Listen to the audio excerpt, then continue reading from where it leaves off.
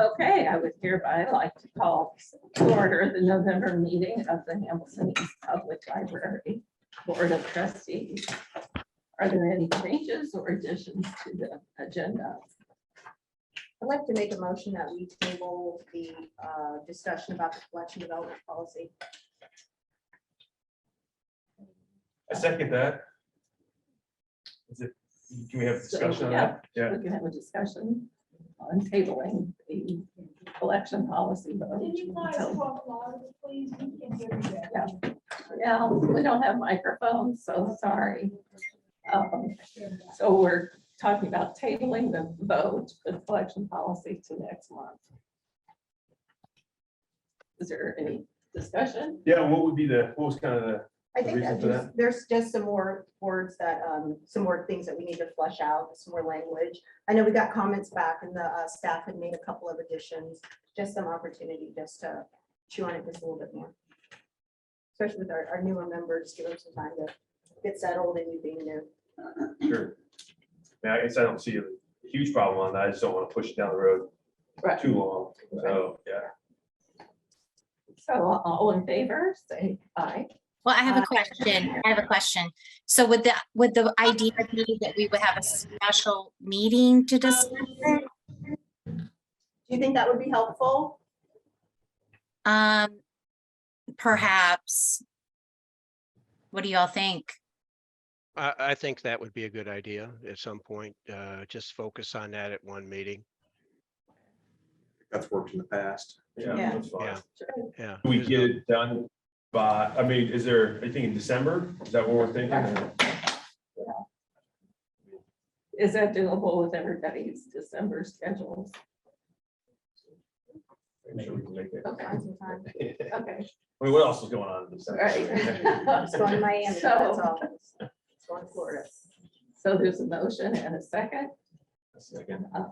And so all in favor of having a special board meeting in December to discuss collection policy, say aye. Is that the Aye. motion before us, though? I thought the motion before us was tabling, not the institution of a new meeting to take that up. Yes. Oh, that's a good point. Those are two separate Right. requests. Should I change the motion or should we just go with what Michelle said? Oh, I agree with that, but Sure. what had been moved was actually tabling. Right, all right. And you can amend your motion since you haven't had a vote, as long as the second agrees with the amendment. Okay, So, yes, I agree with because I seconded, so. I And the agree with motion would be to change the motion to agree to have an executive session, special session to discuss the collection development policy. right. The second's fine with that? that. Yep. So that- Right, Okay, thank you. all in favor, say aye. Aye. Opposed? Motion's carried.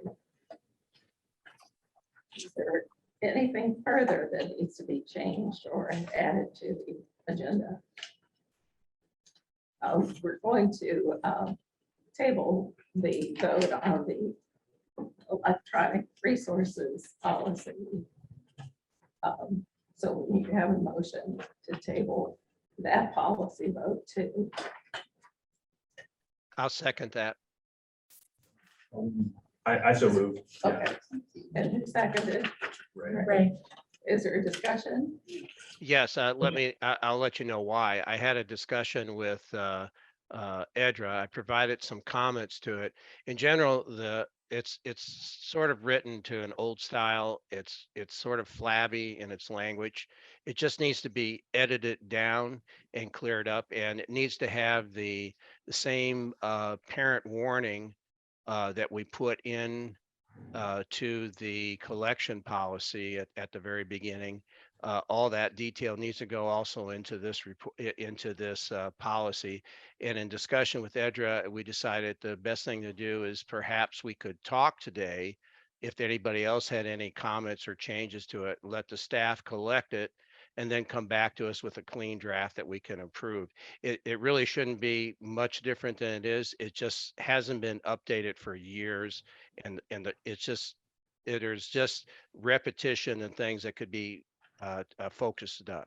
So that's where we left it, is to collect today any comments and vote on it at the next meeting. Okay. I guess the one question I would have is on page 3, the draft that was sent out strikes the phrase including installing and or modifying the software and library computers. Can you speak to that? Yes, we have a software that called Deep Freeze that is on all of our public machines where people can do their thing on it. If they have to download a piece of software to take a class, or they have to download a piece of software to do whatever the business they're transacting. When we restart that computer, Deep Freeze basically returns the computer to the state, to our standard state, just on a restart. And our system where you log into the computer does that automatically when someone logs out. So that's no longer a concern from a security or hardware standpoint. Thank you. If that makes sense. And one of the questions I asked was about whether if someone requested to turn off the filter, was that verified by the staff? In other words, did the staff member go up to the computer and see that it was the actual 18-year-old plus that was asking for it, or not the younger son or brother trying to do that? And sorry, this is going to happen often. Edric confirmed that was the case. So all the stuff is there. It just needs to be cleaned up and tightened. So is there a motion to table the vote for the electronics policy? We have That's already made. the motion and second is already Okay. there. So all in favor, say aye. Aye. Aye. Opposed? Motion Can carried. Edra send the email that the email discussion that she and I had to the rest of the board, so everybody's aware of what the questions I asked? I can send that as an information item. Okay, yes, please do as soon. Okay, are there any other changes or additions to the agenda? Okay, we'll move on. All right. I would now like to invite the members of the public in attendance who have signed up to speak to do so. Please keep your remarks limited to 3 minutes. And before we begin, I also want to address the public and to remind the public that this is a business meeting. The library board should be given all due respect and not be heckled or interrupted or interfered with during the course of our business. If the public interrupts or interferes with any board member or guest during the meeting, they will be asked to leave the meeting. Thank you. I just would like to interject that we need to do roll call votes because we have people on the Zoom. I forgot. Oh, So Anne, do we redo the votes? No, because Okay. those were just taking the items off the agenda. Okay, For a 'cause there's no substantive action. item, Okay, you great. absolutely Thank need you. to be doing it. okay, Thank you. okay. So first up to speak is Lisa Cardona. Where do you want me?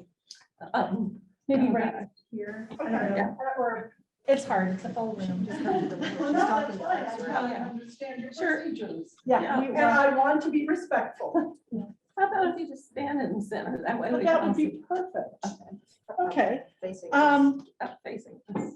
With the meeting on. No, thanks. Sorry. oh, okay. Thank you. I've always seen the library as a place where you come to get information. Back in the day, when the internet was still young in the early 90s, I was teaching people how to use the internet. And the way I explained an internet browser search was it's like the card catalog at the library. You're looking for information and it's going to bring it to you.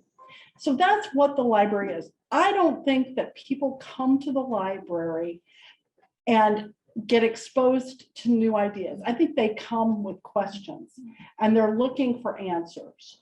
So the idea of censoring books for children and putting requirements on what books children have available to them is just wrong.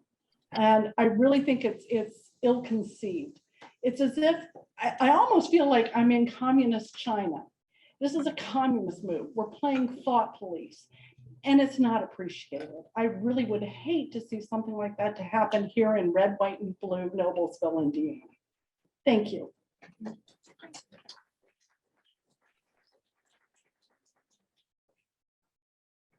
Okay, next up is Bailey Schaefer.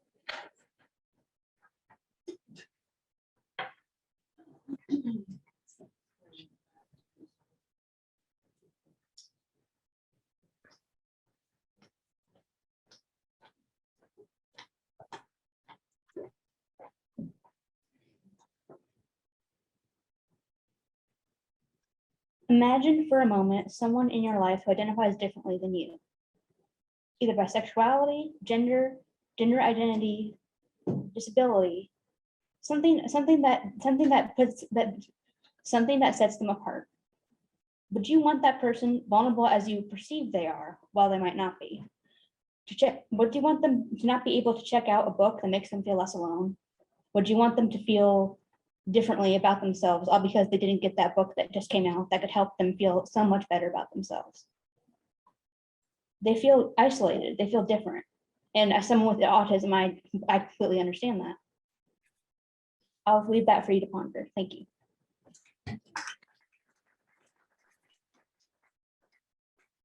Okay, Jeff Couch.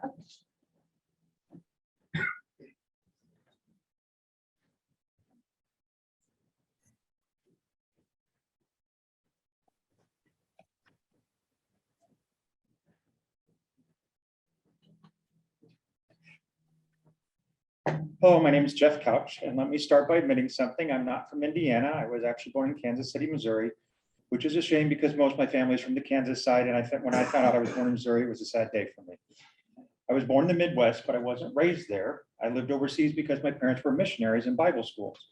I spent a lot of time at church growing up and eventually attended Bible college myself. I later went on to work as a worship pastor and children's minister in several churches, and the Bible was important to me. When my wife had a car accident, I found out that I needed to make money, and it was more than the churches could afford to pay me because apparently the ministry doesn't pay all that well. So I looked for employment in a secular industry and eventually found a career in computers. And that's the job I do today, support people in their computers. Some things I've noticed are differences between computers and the Bible. At first glance, they seem similar because computers operate on strict logic principles. Something's either a 1 or a 0, is either on or off, there's no in between. And when we first read the Bible, we see the same kind of thing. In the beginning, we get heaven and earth, day and night, fish and birds, good or bad, one or the other. It's all a simple either or. But the real world isn't like computers. There is day and night, but we also have twilight time. Whether the sun is rising or setting, it's neither one or the other. We have birds that are supposed to fly in the air and fish in the sea, but we have ostriches and turkeys that don't fly. And then there's penguins that just do their own thing and swim in the sea. In the Bible, people aren't all good or bad. There are men after God's own heart that do very evil things, and there are evil kings that sometimes do good things. The world of creation does not follow the strict logic of my computers. When my son was little, he tried playing t-ball. To be honest, he was terrible at it, but so were all the other kids. They'd run all over the field, and it was hilarious and incredibly frustrating, and I wanted to run out there and get them to stay in their position and tag the runner out. Instead, they just chased after the ball and run around in circles and didn't have any idea what a base path was. When it came to batting, things were even worse for my son. He was so uncoordinated, he couldn't hit the ball sitting on a tee right there in front of him. It was very embarrassing, and it drove me crazy. Then the coach had the idea to have him try swinging lefty. From the other side, he knocked the ball clean off. And I felt so bad. My son was left-handed, and I had no idea. I've been so irritated with him, and it was all because he was simply wired differently than I was, and it wasn't his fault. There are kids out there who are different than me. They were born with left hands that write better than, or with a brain that struggles to read words on the page, or with physical plumbing that doesn't match their brain's gender.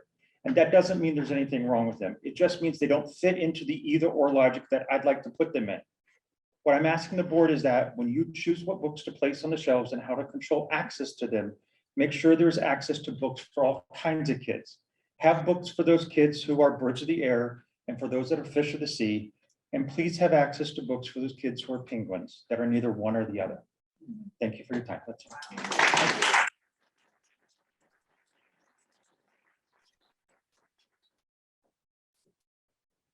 all. Okay. Isabella, I can't pronounce your last name. Yeah, it's right. Okay. The point of a library is to open up knowledge and show people of all ages the diversity in what imagination can do and where it can take us. And this is what I've always firmly believed. Libraries can also be an escape from reality from people who work harder lives. But libraries are also a place of research and to know what the world is about, from school projects to those who just enjoy reading nonfiction books. But why is straight the default? Why are straight characters allowed to be kept in books, while those who prefer same-sex relationships or desires cut out? We want only to find someone to relate to in either fiction or nonfiction, but when we are shown only one end of the spectrum, a very diverse spectrum that is gloriously changing and evolving with the time that passes, we feel only alone. More alone than we have ever felt before, because we are not able to relate to what we once had, when the books we used to be able to relate to are now the shelves. Relatability is a common theme, something that everybody wants, and it doesn't just fade when the dramas of high school go away as well. When we cannot see examples of those who have taken steps earlier ahead of us, those who have paved the ways to make our LGBTQ+ lives easier, it becomes an uphill battle that never ends. These people and the authors that wrote these books to put on the shelves, to be put and sold in bookstores and everywhere else in the world.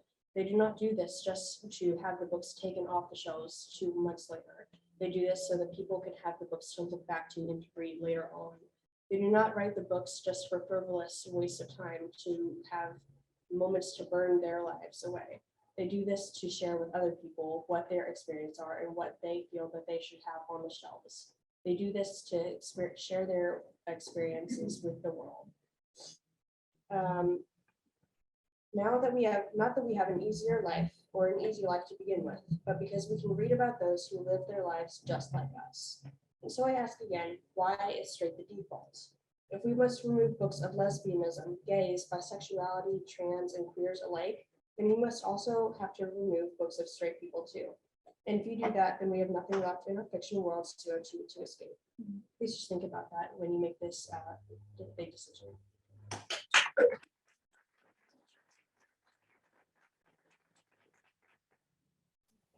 So let's see here, Amanda Waymeyer.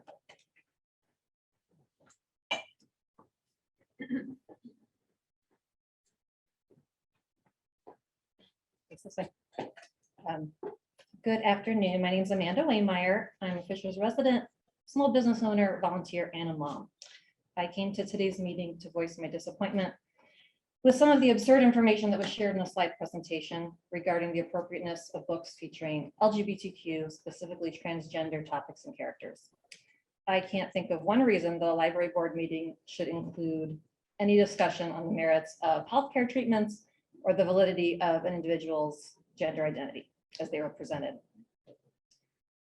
A book is not obscene or inappropriate just because it makes some people uncomfortable. Our librarians must be trusted to continue filling the libraries and the programming with content that reflects the community as a whole. And that community includes our LGBTQ youth who are listening to our conversations. The books that represent them belong on every shelf, in every section, right alongside the books that represent all of the other diverse people in our community. And yes, that also includes books for young children that depict families of all kinds, colors, genders, and religions. I trust that everyone in this room cares about protecting children. Let's talk just for a moment about protecting children. According to the Trevor Project's 2022 National Survey on LGBTQ youth mental health, 45% of LGBTQ youth seriously considered attempting suicide in the past year. That rate drops to less than half when they have high family and social support.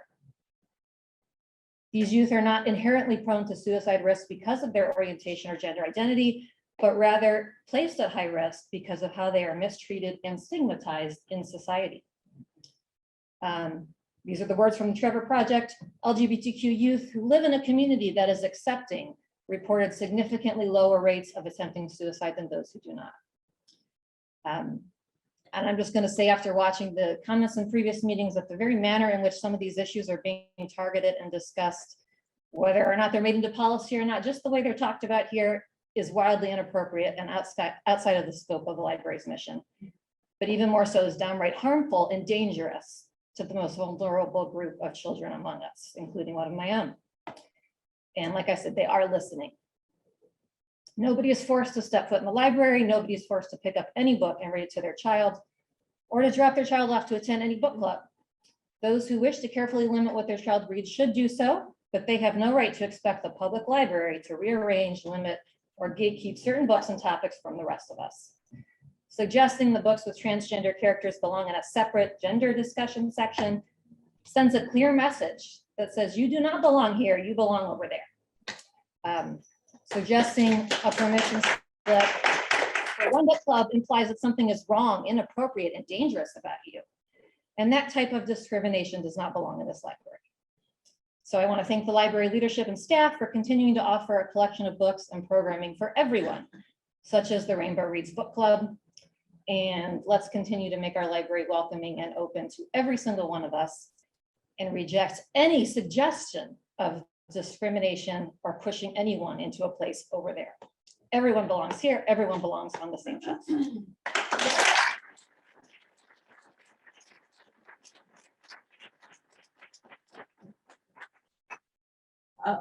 Brad Sawinski.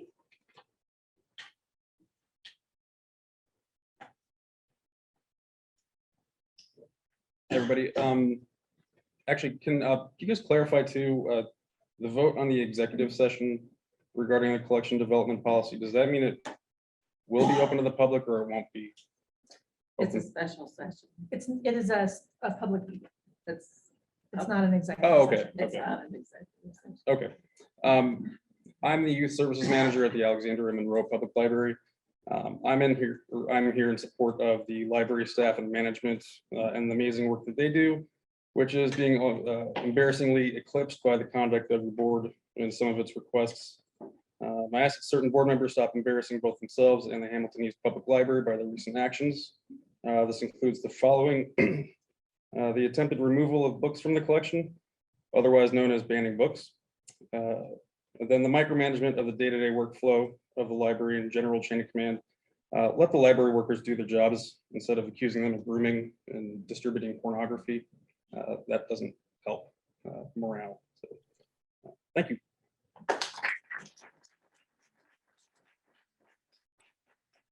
Leah Leach.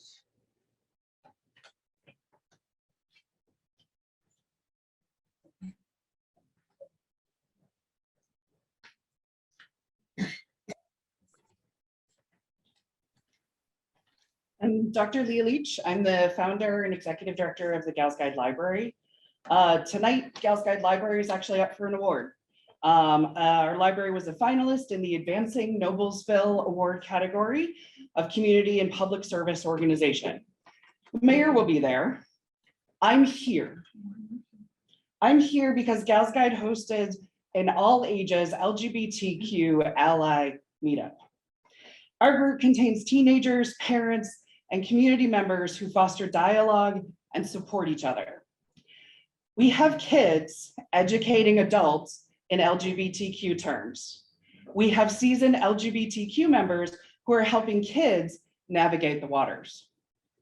We learn about LGBTQ history. We plug into what's happening in our community. We give back to our community. Next month, we're writing holiday cards to senior citizens. Our patrons are so relieved that there is finally a place in Noblesville that welcomes them as they are. Since starting the LGBTQ+ ally meetups, Gals Guide has experienced a groundswell of support and appreciation for such a space. I'm here and not at a fancy party because I promised them that I would stand up for them. I would mama bear for them, but I'm not the only mama bear here. I'm not the only mama bear in this community. There are thousands of us. Some members on this board are not aware of the broad and diverse community that they serve. Your bubble of the news you watch, the church you go to, and the friends that you follow on social media is not the full community that you serve. As someone who actively serves the needs of the community, I'm telling you that books are for everyone. And the library staff gets this, and the library volunteers get this, and the patrons get this.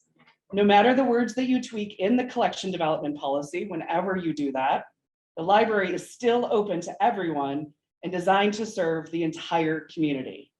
I'm here to tell you that it's a far more colorful and beautiful community than you might think it is.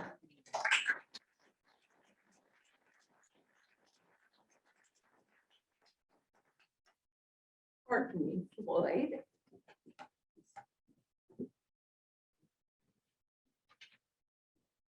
Good afternoon. My name is Courtney Floyd. I am a Fishers resident and a teacher librarian. As such, I am very familiar with the American Library Association's Code of Ethics, the Library Bill of Rights, and the core values of librarianship. One of the core values concerns access, and it states, all information resources that are provided directly or indirectly by the library, regardless of technology, format, or methods of delivery, should be readily, equally, and equitably accessible to all library users. This includes books on sex education, such as Making a Baby, and books of LGBTQIA content. Excluding these resources from the Children's Department or placing them in a gender studies section would limit patron access. Who would decide who can access the books in this section? Librarians are not gatekeepers of information. In addition, the American Library Association does not endorse rating systems. Rating systems are devised by private organizations and are subjective based on religious, political, and social viewpoints. Therefore, they are a violation of the Library Bill of Rights. Lastly, as mentioned at the previous board meeting, decisions about book clubs are operational decisions and not policies. Decisions about the Rainbow Reads Book Club should be made by library staff who plan and conduct programming. The Board of Trustees and library staff members should not be acting in loco parentis. Parents have the right to decide which book clubs their children attend and which books they read. Those decisions should not be made by board members. Thank you.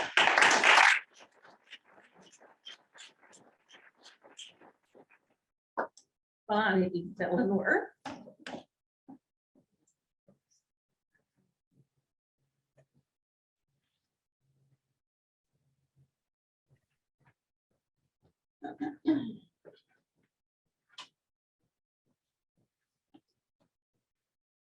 Hello, my name is Bonnie Fullenworth, and I'm the library manager at Gal's Guide to the Galaxy Women's History Library in Noblesville.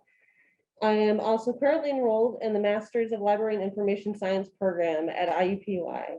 And I wanted to take a moment to remind everyone of the policies of the Hamilton East Public Library, as well as the American Library Association.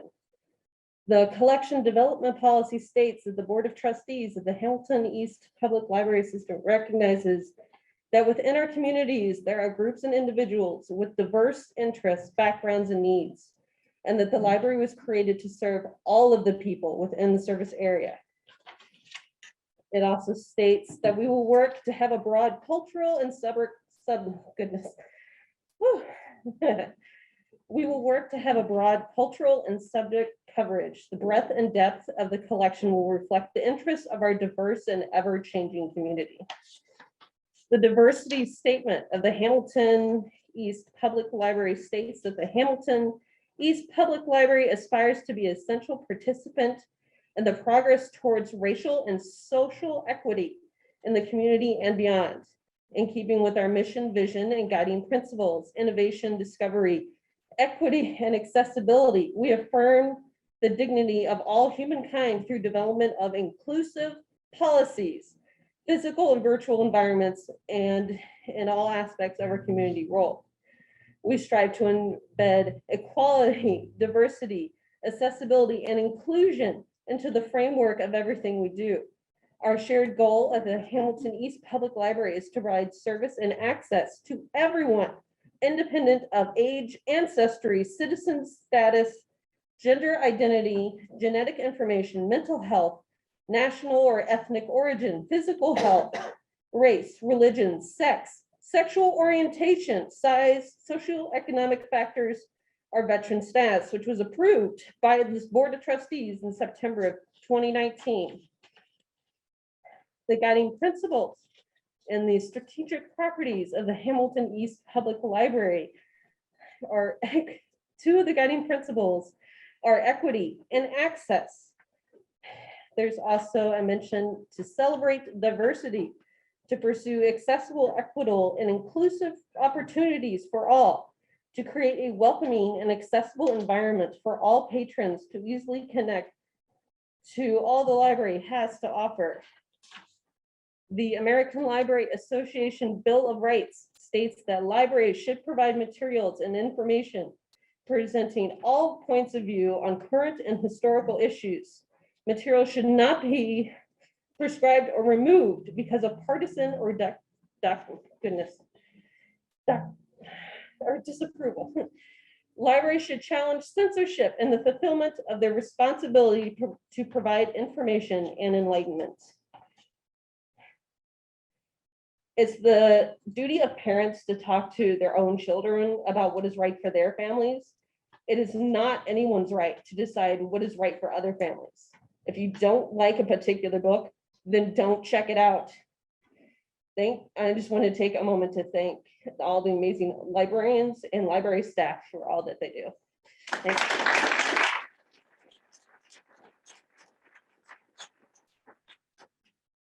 Sarah Wang. Wong, sorry. I'm Carol Wong, and I'm a physician and a mother in the community. And I want to second what I believe Amanda said about saying how astounded and horrified that I was that guidelines regarding gender affirming care were discussed at the last meeting. I couldn't believe it. A couple of questions, not for you to answer, but just for the board to consider. Like, if you're having a gender section of the library, are you suggesting that every book that mentions gender be placed in it? Because if so, it seems like it would probably be the largest section of the library. Or were you instead only intending for certain books about gender to be included in that section? In regards to the Rainbow Reads Book Club, why is there so much focus on this particular club? Why haven't there been discussions about any of the other clubs?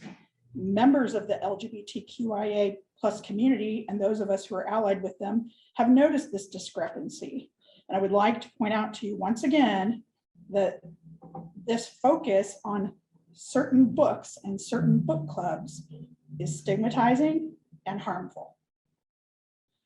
I'd like to encourage the board to continue to allow the librarians to follow the guidelines set by the American Library Association regarding inclusiveness for LGBTQ+ patrons and frankly for all patrons. I'd like to finish by adding that books don't make people gay or trans. Just reading a book isn't going to do that. Otherwise, there are millions of people who would be straight because that's what they grew up reading.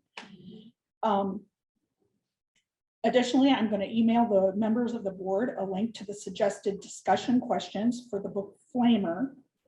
And that's for the trustees who might need a better idea of typical book club discussion questions. It seems that there's some misunderstanding about what might happen in Rainbow Reads Book Club. While you're on the website, I encourage all the board to read about the author and the book and the critical acclaim and the awards that it has been given, because it's been being presented in a way that it is not really. Actually, I love the book. I love the book.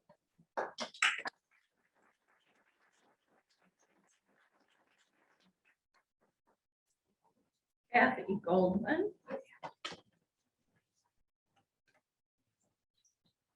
Hi, I'm Kathy Goldman. My family, we have 4 kids. We've lived in Fishers for 20 years. Frequented the library quite a bit. In fact, I think that we're probably responsible for financing the new additions that are going on with all of our late fees. Our kids are grown and made great use of the library. It'd be really great if you hosted meetings that were after work hours. I happened to be at another function today and was able to take off work. I'm also a healthcare provider, so I can't just not be there for my patients. So I'm very fortunate to be here today and very grateful that you're giving us an opportunity to speak. So thank you very much for that. I did see on the agenda that there was, well, I want to say, first of all, Amanda, everything that you said, beautiful. I'm glad that you wrote it. I didn't write anything. I'm just going off the cuff, so I'm sorry. I also agree with what Kara had to say about the Rainbow Reads Club. I will say, I did see on the agenda that making a baby was up for discussion. That hurts my heart. I have friends that are 2 dads with 6 kids. I have a friend who is due any day now. She's a surrogate for 2 dads. It's beautiful. We have kids that were all in vitro babies, 4. Our kids deserve to be able, and so do the families of my friends. They deserve to be able to read this preschool book to their family. Everybody knows that feeling included and forming connections, that's what helps people to thrive. And our kids should be able to have easy access in that preschool section for that preschool book, to be able to go in and find it easily to share with their families so that they can see their families represented in books. That book's great. The other thing that I wanted to say, I too, I couldn't come to the last board meeting, but I was shocked. I don't understand. I don't understand why you all were discussing how appropriate transgender healthcare is. I really don't. I don't. I'm a healthcare provider. I have attended many conferences about transgender healthcare. If you're going to have a conversation about healthcare for trans people, invite the specialists that are board certified physicians trained in transgender healthcare, so that when you're speaking, people are hearing facts and true data that is backed by clinical research. Don't just share your opinions. It is very, very harmful, very harmful. If you only just turn on Fox News, my husband happened to be visiting someone the other day. They were watching Fox News. Everything on there was about transgender surgery and healthcare. Y'all all don't know what you're talking about. You have to have the experts here, because I will tell you right now, the healthcare that my kid has received has saved their life. Whether they choose whatever they want in their healthcare now, in the past, or where they are today, it's not the library board's business to even be having that discussion in a public library meeting. So please, try to have that conversation. Have people here that are educated and trained and experts in it to put out good information. Thank you so much.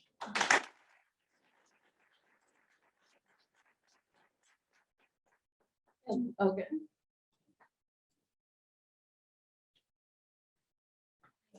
Thank you so much. I have children, grandchildren, and actually 2 of my grandchildren are, their dad is Hispanic. And so I thought, oh, what an opportunity for me to come into the library and pick up some books that might interest them, because I'm obviously not, just maybe it's not obvious, but I'm not Hispanic. But so I thought this would be a really good time. So I came in the library to check those out. And there were like, I think 10 or 11 books. Not one book had anything to do with Hispanic heritage. Not one. 6 of the books had things to do with gang rape, non-binary teens, closeted Puerto Rican baby dykes. I'm reading from what the authors put in there. A summer bursting with queer brown dance parties, a sexy flame was a motorcycle librarian, and intense exploration of race and identity. One underage teenager that's pregnant, toxic masculinity, on and on and on. And I was thinking, because I've been coming to these meetings for almost 2 years, almost every month. And I hear over and over, we're here for everybody. We're here for everybody. But I'm telling you, this was a major fail. Because I didn't see anything like Our America, a Hispanic history of the United States. Nope, wasn't to be found on the display. 100 Hispanic Americans who shaped American history. That would have been a good idea. How about the anthology of Hispanic literature of the United States? No, it wasn't there. So I understand that the desire is to support everybody, but I can say I did not feel supported. I did not find anything that I felt like would meet my needs. But everything, and when you look at the percentage of people that can relate to some of these books, it's not 60 and 70% of the population. So I really would like when we have these heritage months and everything, really focus on heritage, the things that really can impact people's lives.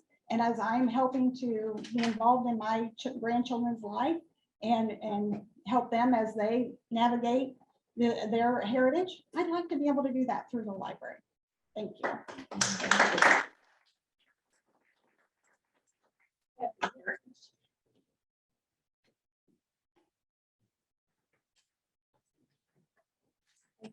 I'm a Fishers resident and I appreciate the opportunity to speak to you today. I noticed that the book Making a Baby was on the agenda, so I was kind of curious about it, and I went this week to look at it at the Fishers Library. The publisher recommends this book for ages 5 to 8, and it's currently housed in the general collection of the children's area. There are a couple of pages that when I was looking at did seem a little bit questionable for age 5. One showed a child showering with 2 adult males, which seems a little inappropriate for a 5-year-old. And there was also another page with a male and female having sex. Again, rather mature for a 5-year-old. The Carmel Library, I was there yesterday, and if you guys haven't seen it since it's been remodeled, it is amazing. And I had the opportunity to talk to about 3 or 4 different librarians, and it was a great experience. But anyway, they have their book. They have one book, and it is in the parent-teacher section. And she said that the reason they put it there is they consider it a special interest book. And the other books that are in that area are more of like a resource section. So I thought that was interesting. So I don't know what the comments are about this book and why it's on the agenda, but HEPL could put that in their parent-teacher section as well. And I also was curious that Carmel has 1 copy, which is kind of normal to bring in a new book, 1 or 2 copies, and that HEPL has 8, 4 in each branch. So I was wondering if there had been a lot of patron requests for the books. And another thing I just wanted to address, again, when I was at Carmel, is their way of ordering books and labeling books. So we know that HEPL uses Baker and Taylor, and that they have a list that comes out every month, and that the collection librarians usually order about half of that. So the librarian at Carmel that I spoke with, who had been there for 22 years, said they used to use Baker and Taylor, but they made the change and I made some changes here. Ingram is who they use. And the reason they made the switch was because she says it was less expensive, and she said that their customer service was much better. And I was just wondering if HEPL had ever looked at that source and what their thoughts were on that. The other thing that I thought was interesting is I know HEPL has one collection librarian that buys all of teen and children's books, and then one that does the adult books. And at the Carmel Library, they have 5 collection librarians that pour over the children's collection. They have 5 in the teen area, and they also have 5 in the adult. So I thought that was kind of unusual. And each collection librarian specializes in a certain category, such as like high school graphic novels or maybe picture books. And this specialization really allows them to be experts in that category and to really know the details to develop a complete and balanced collection, to edit the collection and work closely with the patrons on the floor of the library. And I really saw that was one thing that really stood out to me at Carmel is the librarians really interacting with the patrons there. And then I checked out the teen section, and it was gorgeous. And it's amazing. It was really amazing. And it was packed because it was after school, so a lot of teens in their meeting and using the facility. But I liked the way, I thought it was interesting how they labeled and organized their books. So they have a white label on the book, like we do, but it is labeled by high school and then middle school. And she said that the high school had been that way over 20 years. And they implemented that for middle school, I believe it's about 12 or 15 years ago. And then underneath that, it has the author, last and first name. So it does not have a call number. And so when you go in and look at it, it looks visually very clean. It's very easy to find the books. And they said that the patrons and the kids that go into that area really like it. It's much quicker to go. And another thing I noticed, and then it's divided into like fiction, nonfiction by high school, middle school, and they have a great classics section. And I wondered if Fishers had ever had discussions on that. So they have a classic label actually on the book, and there's signage on the wall for classics. And they have great books that are in there. And the other thing I just wanted to note that also visually was very appealing was it was very clean and it was very uncluttered. So when you walk in, it was just like the books is what really pops in the space. And one of the librarians told me that the library had developed a new strict policy since reopening that no posters, flyers, or handouts would be out. And the reason for that was it was better for the environment, to cut down on cost, and that all the information is available online. And I just wonder how much money HEPL spends for paper flyers and marketing resources, and how many man hours it takes to keep that all up. And I was wondering if this would be a way that we could cut cost and reduce visual clutter. That we could use that money maybe on other areas that are in need. Thank you.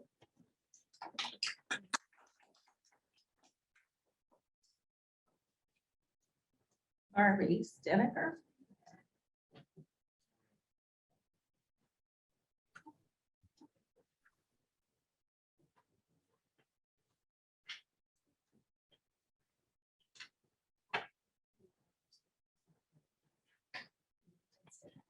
My name is Barbie Steneker, and I'm here to question the advisability of having anyone continue to serve on the Hamilton County East Library who wants to ban or restrict any books. We had actually started a petition in our neighborhood, which we did not follow through with, and we were specifically going to ask for Reverend Beckwith's resignation. We did this for 3 reasons. The first one is, in the bylaws of this board, to paraphrase Article 12, quote, "No person shall serve whose occupation, personal convictions, etc., would put them in conflict with the public." I believe it was evident at the October board meeting when Reverend Beckwith was addressing the book Kids Club's Pages, and the gallery reacted with an out loud and almost unanimous cry that his views were in conflict with the majority of us. Reverend Beckwith is quoted in the Indianapolis Business Journal on more than one occasion, stating his disapproval of the Equality Act. In one article, he said the Equality Act would be the end of freedom of religion, when in fact, most of us see it as assuring freedom of religion to all people, regardless of color, creed, and mostly sexual identification. Reverend Beckwith has also been quoted in public media being in favor of banning books and in some cases having them restricted. I know that neither of these actions have occurred, but to wait until after the fact is definitely locking the barn door after the horse is out. It is my opinion we are seeing a lot of smoke associated with Reverend Beckwith. And with that much smoke, I personally think there must be some fire somewhere.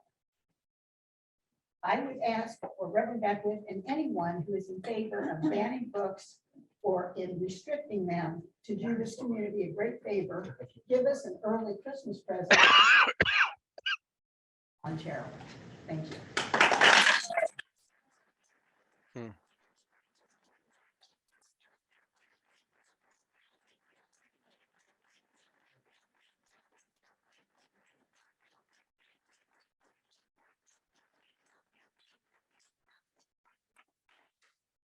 Okay, last is JC Sig. It's time, but no worries. Okay.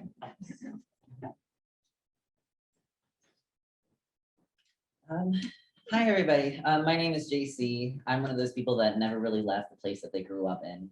I went to Our Lady of Grace School, Forest Hill Elementary, Noblesville Intermediate, Middle, and High School. I work and live in Noblesville still.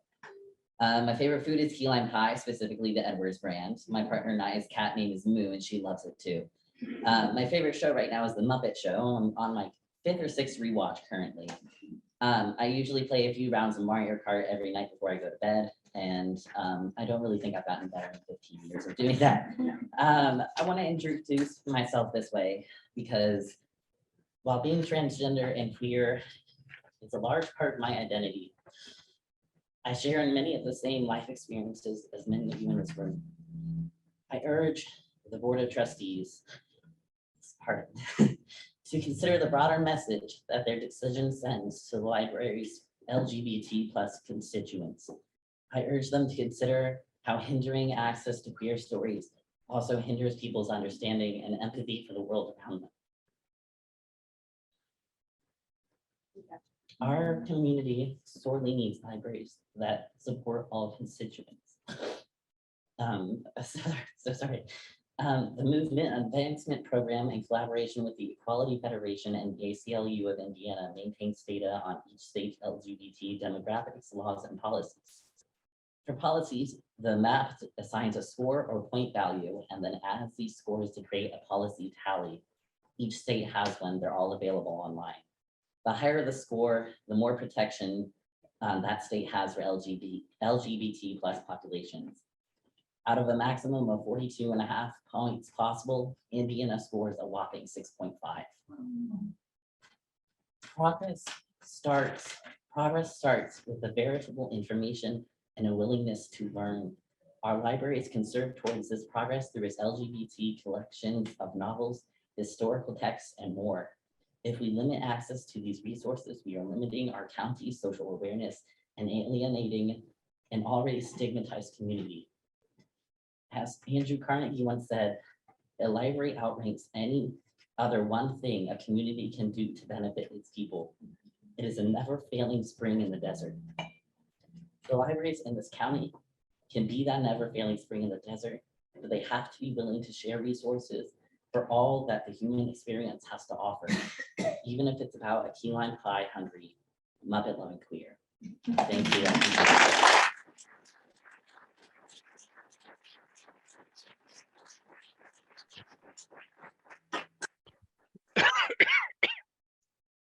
Okay, we'll continue the meeting. Are there any items to be removed from the consent agenda? Madam President, I would suggest that one of you please move the minutes of the executive sessions from the consent agenda, because I have one required addition that needs to be made to those. Okay. I'll move to remove the minutes of the executive session from the meeting or from the consent agenda. I'll second that. All in favor, say aye. Aye. Do we need to roll call that? No. Okay. John, can you call the roll? Yes. Aye. Vice President Matt Aye. He's the secretary. Secretary. Aye. Michael Beckwith. Aye. Andre Visa. Aye. Craig Seeley. Aye. Michelle Payne. Aye.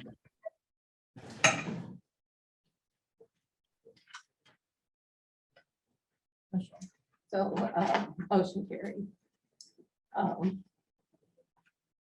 So let's see. So a motion for the consent agenda is where we are. Okay. I'll accept the motion for the approval of the consent agenda. So moved. Second. Is there any discussion? All in favor of the approval of the consent agenda, say aye by roll call.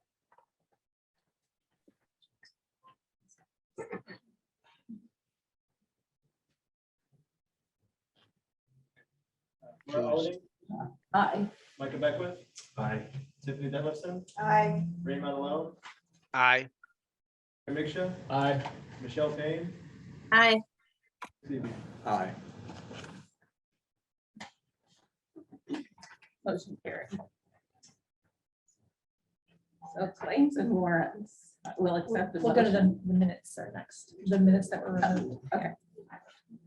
I will accept the motion. So if I may, Sure. the minutes of the executive session are required to have a statement that no other matters were addressed, and the secretary has to certify those minutes. And so if someone would move to amend those to that effect, then the staff can change them and get them to the secretary for signature. I would move that we add to the executive session minutes that no other items outside that approved by IC 514 1.56.1 were discussed and that the secretary would certify the same. The second. Okay. And, well, is there a discussion on that? Okay, so all in favor, say aye by roll call. Laura Alleding, Aye. Micah Beckwith. Aye. Tiffany Dillison, Aye. Ray Matalone, Aye. Ray Mixture, Aye. Michelle Payne. Aye. Aye. Now I'll move on to claims and warrants. I'll accept a motion for approval of the claims and warrants, so we can move to discussion. So move. Second it. Okay, are there any questions, discussion? I have a question on page 18.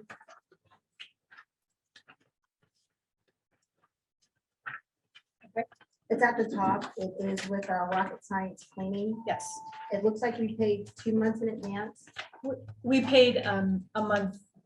Shelley, you had mentioned Yeah, I'd that. be glad to address that. So one of those payments, and again, what you're seeing with the claims and warrants, it covers the period of October 15th through November 10th. So one of those was a September payment that was not received. So I immediately put a stop payment on it, but it was entered into this. They have since returned the check. So that was one of the payments. The other payment was for the October payment. So it's recorded as early cleaning of the Fisher's Library, and then it says 2% discount applied for early payment. Yes. So we paid one of them early, And then the other one below. Their early payment is just a matter of 2 weeks. So we do get a discount every month. You'll see that discount. So there always has been a discount for paying it within 30 days. It's not paid before the work is done, but it's paid before it's due. Sure. So So we get a every month discount. there's a 2% discount? Yes. I don't recall seeing that before. Yes. Okay, and I have a question for you, Anne.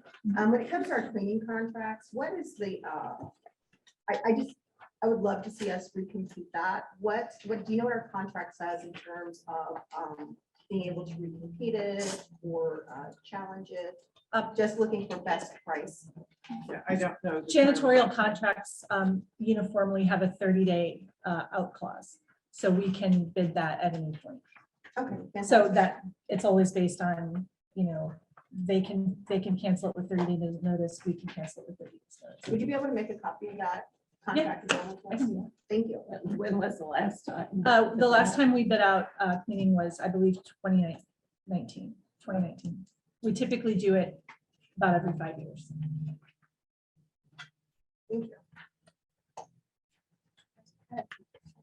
I had a quick question. If Tiffany's done. Okay. All done? Okay. Let's see, it's on page 3. There's a whole bunch of these adult AV. What is that exactly? DVDs and I think it's just DVDs, isn't it? Just DVDs? Are these, I assuming these are titles or movies or what are Yes. they? Yeah, they're in our DVD collection for people to check out. So they're movies. They're movies. Okay. And that's the budget category for those.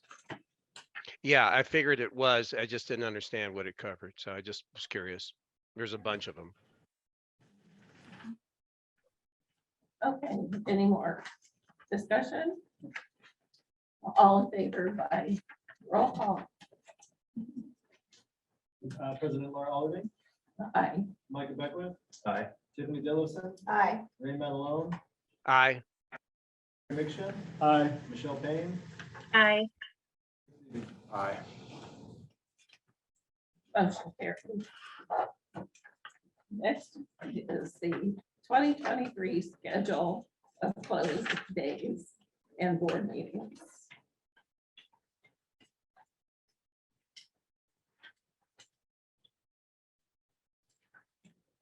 schedule. Oh, I have it. I have it. Okay. Thanks. Okay.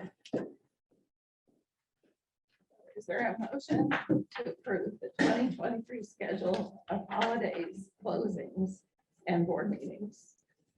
Make a motion to approve. Second.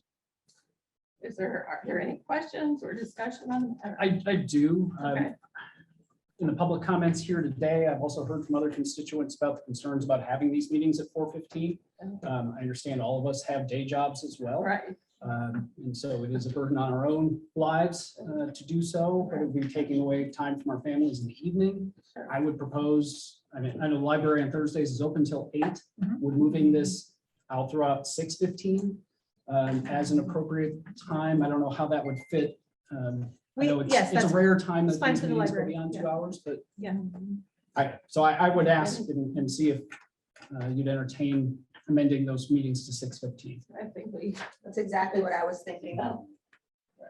Yeah, and sometimes, are they typically within an hour long? Is that what we try to, I mean, how long would we be here? Historically. Historically? I know the last one we had was about 18 hours long, so I just wasn't sure. Yeah. If we had to be here past closing, we could accommodate that. Okay. We would make sure that the meeting remained accessible. Once the construction is complete, our standard meeting locations will be in our public meeting rooms, both of which are adjacent to doors that we can monitor.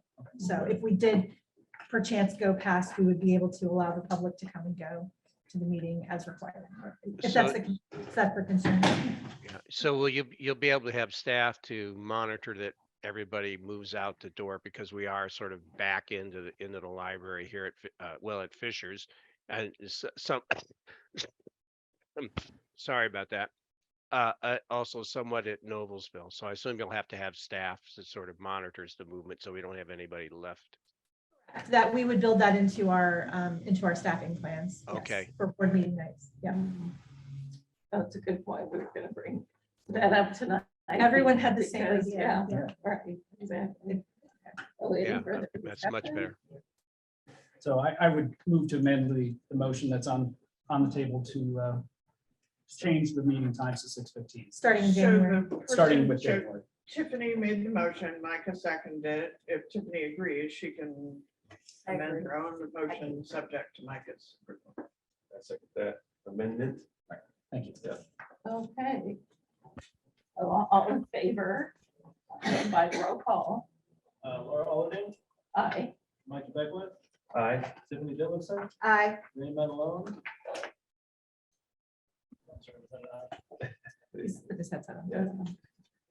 They called you, Ray. I'm sorry. Yeah, aye. Andre Miksha, Aye. Michelle Payne. Aye. Aye. Okay, motion carried. So, the next item we have tabled for December. So we'll move on to the project update. Haven't heard.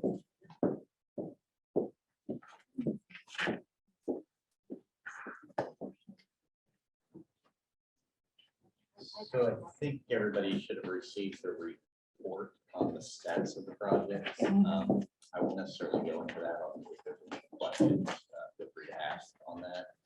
I think everybody's pretty up to date on the status of the project. Probably the only other thing I would offer up is we are going to receive bids tomorrow for phase 2.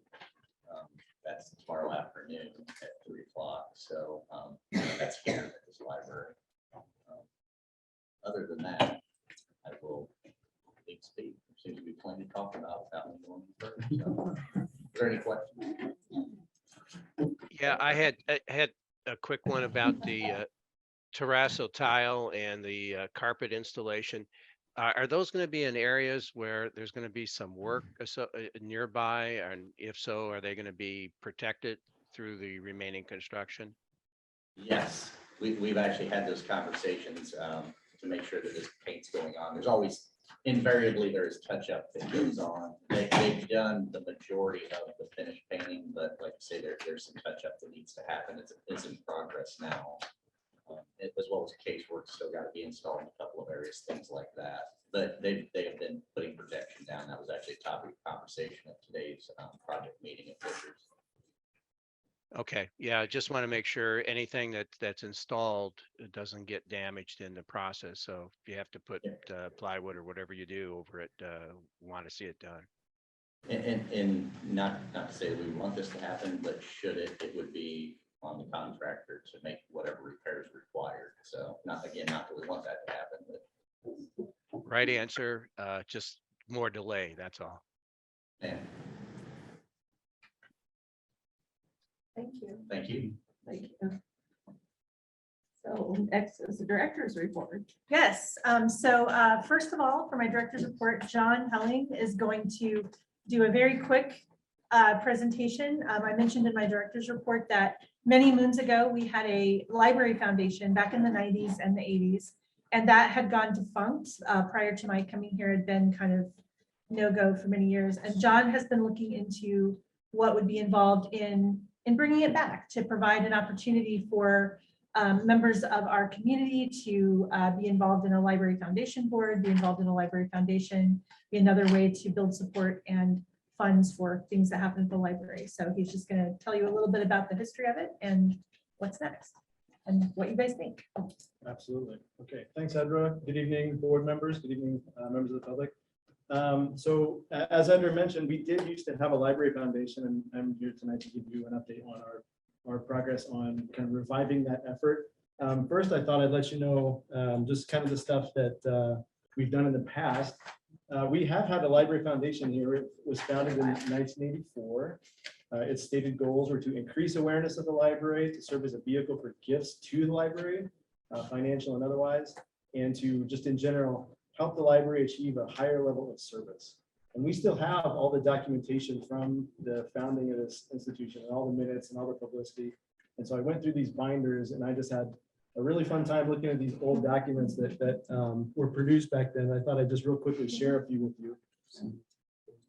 Yeah, a little bit. Yes, I'm sorry. 1984 is, I do consider it old. I apologize if anybody's thinking about that. So this is a little screenshot from the first publication that we're aware of that the Library Foundation issued to kind of talk about it. And I thought this was funny. If you can't see it down there, I know it's far away and it's low down on the screen, but it says, "Did you know the library serves non-readers, men, business persons, farmers, middle-agers, and seniors, as well as children, city slickers, women, and readers."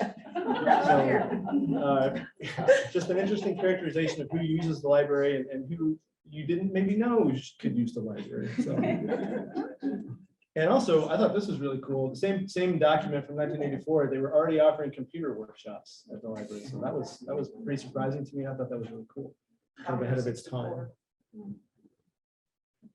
So what did the foundation do in the 80s? Well, they did exactly what we're planning to do now. They hosted events. This is a flyer for an event that they brought a national and international journalist to speak in 1984. This is an event. They brought an actor by the name of William Moses, the star of a television show called Falcon Crest, which I had never heard of, but apparently it came on right after Dallas. And was very big in 1985. It ran for a really long time and it was very popular. So I was showing this to Ed and I was saying, look how cool this is. How cool is this? I wonder how they got this guy. And Ed kind of joked, he must know somebody. Somebody must know him. And sure enough, he is the son. You can't see it because this little square is in the way, but he was the son of a guy named Moses who lived in Noblesville and was the president of the Public Library Foundation. So we had an in with this guy and we were able to get him to Noblesville. Could we still get him? He's still alive. I checked. Is he? All right. He is still alive, so we can invite him back. So this is another event that the foundation put on for the library, the dedication of the building that we're now sitting in. So back when this building was under construction and when they were soliciting funds and support, the foundation was an active part of that. And it held an event to kind of celebrate the opening of the library. That's one more piece that we want the foundation to do going forward. They also funded actual programs, library programs and operations. This is a recognition of a program that they used to do, an adult literacy class, adult literacy in high school equivalence class. in the late 80s. So this is an invitation to a recognition event that they had to celebrate their graduates. So soliciting funds to fund actual operations as well.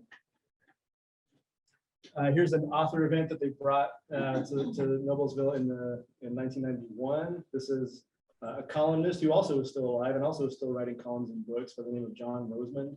And he writes on the topic of parenting. So the foundation brought him to town and also gave the staff the opportunity to come to these talks and according to the documentation we found, incorporate that learning into their library practice, which I don't know if we would do that today, but that's what they did in the 90s. So I apologize, this is a wonky little display, but so what happened to the foundation? Well, the documentation that we have just kind of trails off in the late 90s. The minutes just don't appear anymore and the board rosters don't appear anymore. Yeah. Do you know why? We don't. I Well, don't know why. We thought the world was going to end. at Oh the yeah, midnight. sure. Y2K, of course, obviously. Yeah, So absolutely. people just probably were like, eh. Yeah, what's the point? Yeah. Right. So the documentation just kind of dried up. I think, well, we know that people stopped submitting the paperwork because the 501c3 status lapsed. The Secretary of State of Indiana, who keeps track of all these incorporations and organizations, at some point didn't recognize the foundation anymore. So essentially it just went away. It just kind of dried up for whatever reason. So we're essentially, so I mentioned that because administratively we're starting from scratch. It's much easier to start a new foundation than to try to just revive the last one. So, and the last one was called the Noblesville Public Library Foundation, and we won't call it that. We'll call it the Hamilton East Public Library Foundation. So, and this is, if you're not aware, this is a thing that's very, very common in Hamilton County and elsewhere. The Carmel Clay Library has a foundation, the Westfield Library has a foundation. School districts in Hamilton County all have foundations. So this is something that our peers are doing, and it's a space that we should be active in. So what are the next steps? So basically, we have a lot of paperwork to do. We are ready to file our paperwork with the Secretary of State. Once we're recognized by the Secretary of State, we can then go about getting a 501c3 designation, getting tax identification numbers, DUNS numbers. I can't remember what that stands for, but it's an identification number. And so we need to get all that done and create a board of directors before we can start doing things that are on the right-hand side there, which are the fun stuff, like a big annual event, like Carmel has an author event every year that their foundation hosts. It's a big awareness builder. It's a big fundraiser for that library. We could be doing the same thing. Membership drives, annual campaigns. And we actually do have an endowment that was built by the former library foundation sitting with the Hamilton County Community Foundation that's got $100,000 in it. So we get an annual distribution from that account every year, 5% of that account. So the greater we build that account, the greater our distribution will be and the greater the support for the library will be. So those are the activities that we plan to set about trying to achieve once we get all this taken care of. So how have you used the money in the past? That's come from you. In the past, I don't know. Edra, can you speak to that? So the funds in the foundation are actually not foundation funds. That's a separate line. One of the former librarians, her name is Miss Nisi. She left her estate to the library for the benefit of the library. And so that's what these funds are. So that goes every year into a gift fund called the Nisi Trust, which is on the fund report. And typically what we have used that for in the past is staff benefits. So we pay for staff luncheons with those gift funds. Okay, great. We buy just little things here and there and that kind of thing. The board did approve to use $25,000 of those funds to help fund the public art that's going in Fishers. Okay. But primarily it's been used Support your staff. to That's to good. do things that we wouldn't use tax dollars for. That's great. But the foundation actually has a separate account with 27,000 that is actually the foundation's money. Okay, how is that money typically used? Or how do you It's not, foresee- it's sitting in a bank account. How do you foresee that being used? Well, that'd be up to the foundation board of directors, which we plan to, it'll be the way a foundation works for the library. It's a separate 501c3 organization whose mission is to support us. So for example, when I worked for the Indianapolis Public Library, they are essentially a separate operation entirely. We ask them for things and they choose to fund us or not. So it would really be up to the foundation to articulate its own kind of vision. So most library foundations commonly fund programs. or do things that you might be restricted from using your funds on. Such And, as, and that is most common, not that it's required. I'm just commenting on practice. so what types of things would they be able to do that our tax dollar funds can't do? So, some people take the position about some of the extras for staff, once you've set salaries, that you shouldn't be going into other library funds for staff outings, et cetera. So when they say that, from the MECE trust funds, that would be one example of some extra things that you can do for staff, a staff outing that's beyond what you've set in your budget for. I know other libraries as well, when they've embarked on construction projects, they use private donations to fund like the fancy, alternate stuff to the buildings as opposed to the basic, Doohickeys. doohickeys, yes. I know that the library foundations often fund really fun installations in children's rooms, things like that. So who would be Let on me that? ask this. I mean, it petered out in the 90s. It seems like it may have petered out because the library was basically doing the things that it was in terms of author events and other things that it was sponsoring. So what other than collect money for some not too clear objectives, what is the point of this foundation? Well, so the point of the foundation would, number one, be to clarify some of those objectives. Again, we can't articulate the vision for this organization before it's got a board of directors. That's really the board of directors kind of role to come together and articulate how they want to support the library.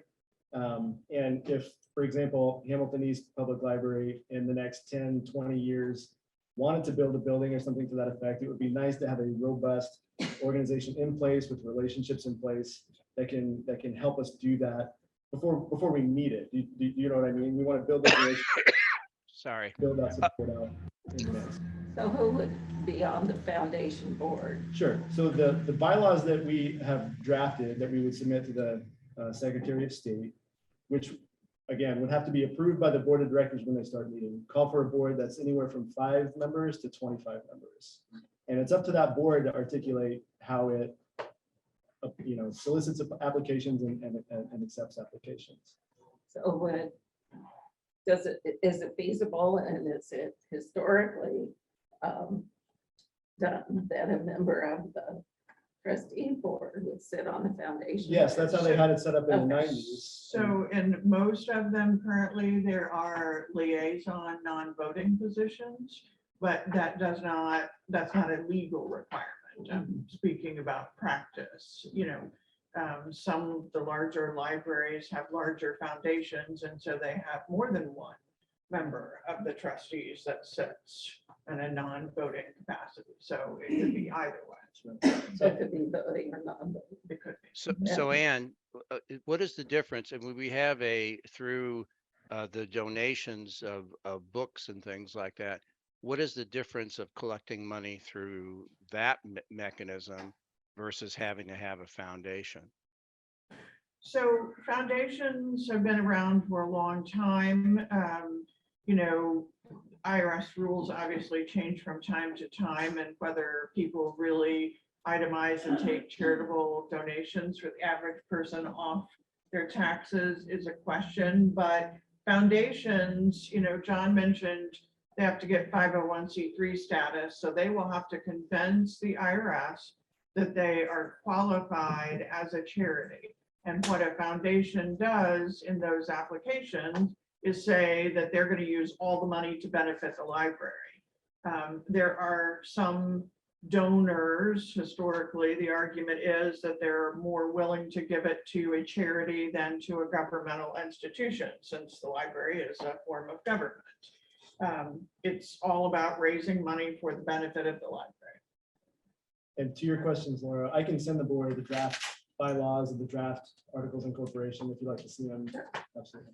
That'd be great, because we want them to have similar missions, obviously. Sure, of course. So, Yeah. okay. I want to mention, I want to mention something I remember from a couple months ago, and that was when we were talking about the summer reading program. And I had asked a question when it came to prizes, if there were any local businesses that were sponsoring those. And so through a foundation, we could work with local businesses to sponsor things like the summer reading program and the prize aspect of that. So it's just one relevant example that I remember from a few months back that we discussed. But Michelle, isn't that something that the director can go out and talk to local businesses and do? I mean, is there anything legally that prevents her from doing that? I don't know. I would think that I think the answer was at the time that there was budget for that, but I don't know. Anne, is there a restriction on that currently? No, so there's not a restriction on it.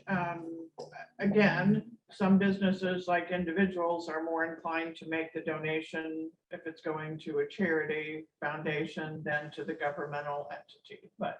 That would be the role not of the everyone. foundation, to raise money on behalf of the library, so that we can focus on providing the service. It seems to me there was a reason it petered out in the 90s. I'd really like to understand that reason before we embark any further on this. It just seems to me that this is a duplicate, at least from what you showed us. It's duplicating what we're currently doing in the library with our governmental resources.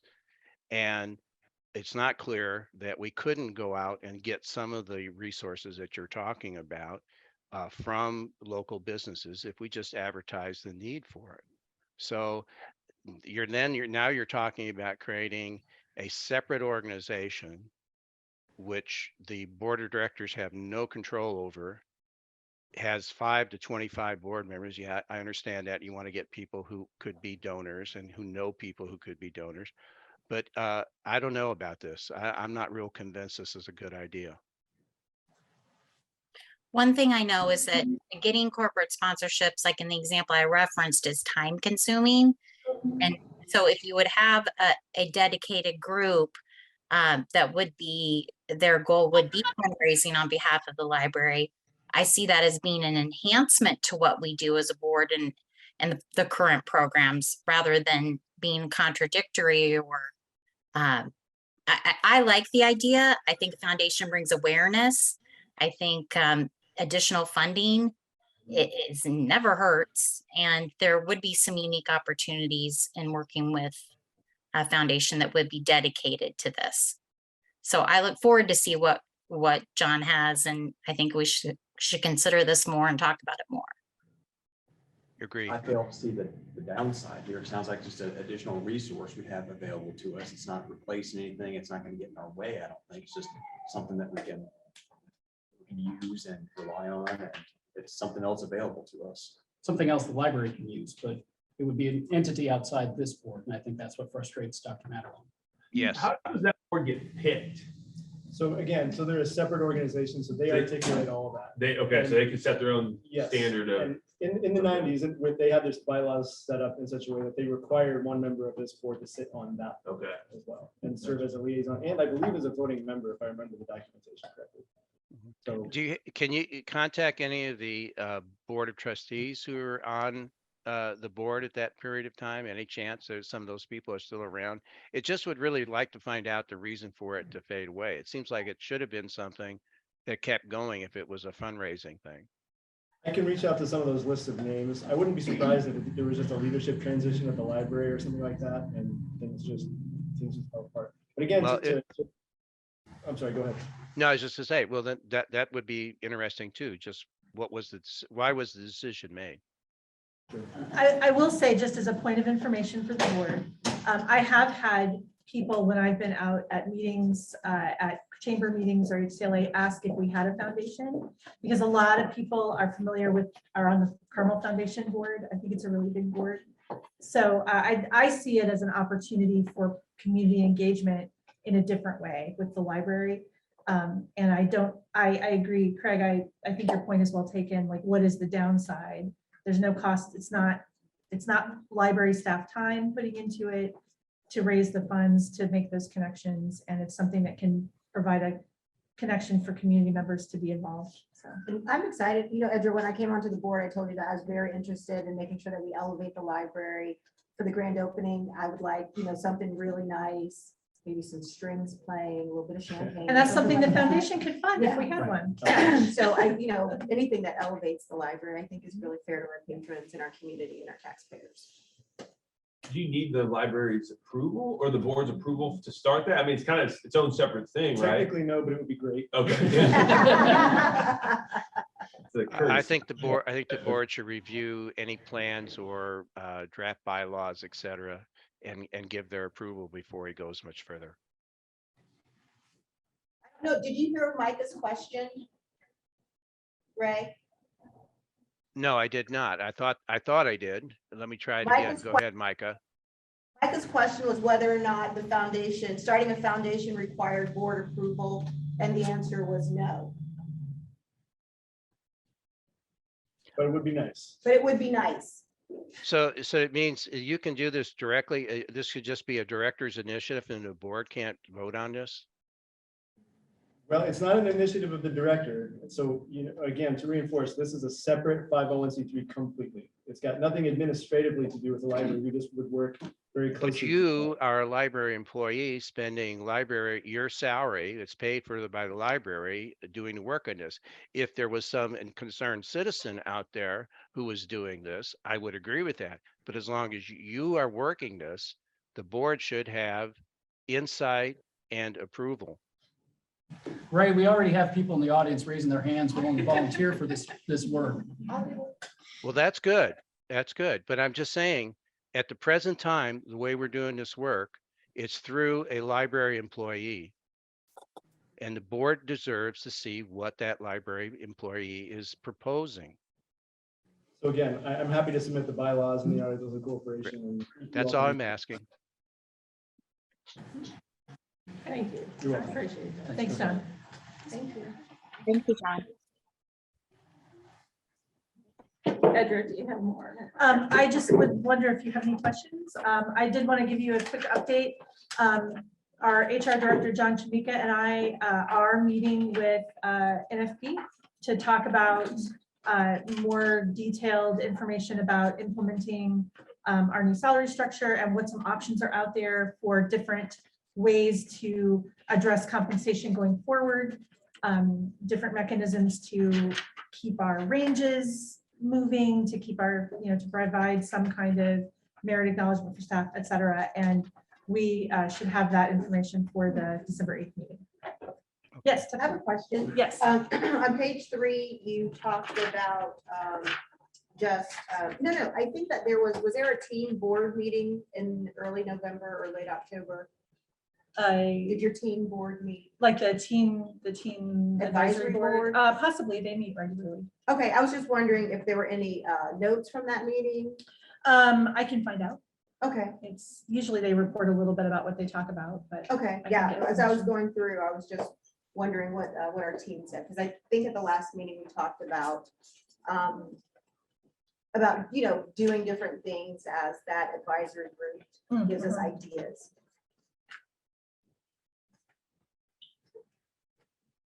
I have a couple of questions. Is the again with the merit again with the salary schedule, is there going to be is part of it going to be a merit evaluation when you raise the people to their minimum survey level? We have not yet. Or not? We have not yet met with NFP on a proposed implementation. Any implementation of salary increases as determined by market would employees would need to be in good standing to qualify for those. So Okay, so there's going to be there is at least a check that will say that this person is meeting the standards. we have annual performance reviews, yes, already. What about you talked about the patron experience survey questions. How was that disseminated? Did you send that to the board members just, to see what people are being asked? I might have missed it. I don't believe we did send it in advance. We never have. It's the same questions that were reported on in previous surveys. But it did go out in all of our library newsletters. So hopefully you've subscribed to the e-news Okay. and you saw it. Tiffany I may said have, I may have seen that. Okay. Yeah, so Um, it's all there.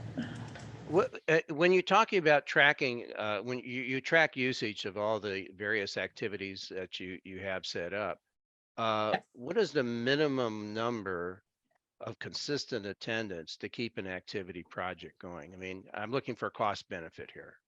I can get you information on that. I can tell you it's not that simple. We don't have this is the minimum number of engagements that will allow a program to go forward, but we do incorporate that into program evaluation. I know that the program team is always looking at refining and streamlining those things, but I can get that information for you. I do not have it. I'm just curious because I think it should be. I mean, there's only, We- you only have we so do much get- staff. Yes, we have a capacity. We try to be as smart as we can be about programs and sunsetting programs, even if they're well loved by a few, that we may have to sunset to do other things for more people. So that's all part of the calculus. I wanted to make a question. I had a question. On page 5, you're talking about like game night and meditations, and it seems like some of those things may not have the greatest attendance. Do we ever consider doing things like offsite at a local restaurant, someplace else? Because it seems like, you know, these are really valuable. I enjoy meditation. Maybe if we could meet people in other places. We do actually do book clubs offsite, Okay. and so that is something that the staff do consider. It is a logistical issue to be offsite, but if you think back to the conversations we've had about outreach in general, that's really what we're talking about when we say, how do we build capacity to meet people where they are? And that includes going out to different places in the community that are more convenient for people rather than coming to the library. So that is something that our program team is plugged into. Because it's like when you wrote about the guy who wanted game night. I mean, like if you're new to the area and you want to come play games. Sure. you're the I only was the one. I can Yeah. tell you that we just this weekend had a gaming, like Saturday Fishers was a big game day, and we had well over 100 people engaged in that. So sometimes it just depends on the day and time, and some we get a lot of people, some we don't. So great, thank you. And the last question is, how do you select a community jury in the maker and residence thing? I'm just curious how you approach that. That would be a good question for Caitlin.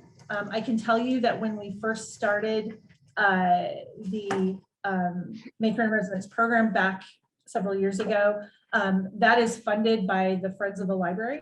So the Friends of the Library are involved in that jury process, and we also bring in people from our local arts councils because it is an arts program. And then we have Caitlin is on the jury, and then some of our staff who have art in their background are also on the jury.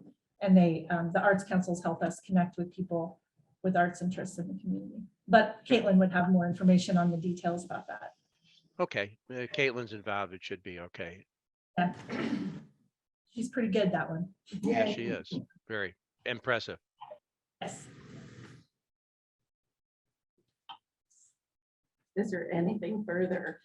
If there are no other questions, that's all I have. Okay, thank you. So next is old or new business. Had a conversation with Ann about the age appropriate placement of books, and in our discussion, and suggested that we have a second opinion to discuss constitutional issues. So a law firm was suggested by county commissioner, and this is the Taft law firm. And so we'd like to accept a motion for approval for hiring the Taft law firm for second opinion on constitutional issues. So moved. Are there any questions or discussion? I've got a few questions. Who at this firm would be doing this work? Yes, what attorney? There are two attorneys. I think they have a constitutional law specialist. Yeah. Okay, do we know which two attorneys? Yes, hold on. And their names. Do you have them handy? Okay. Yeah, working on it.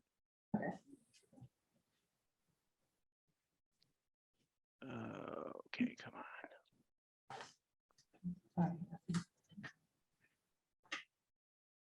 The two names are Jeffrey Stemerick and Blake Bergen.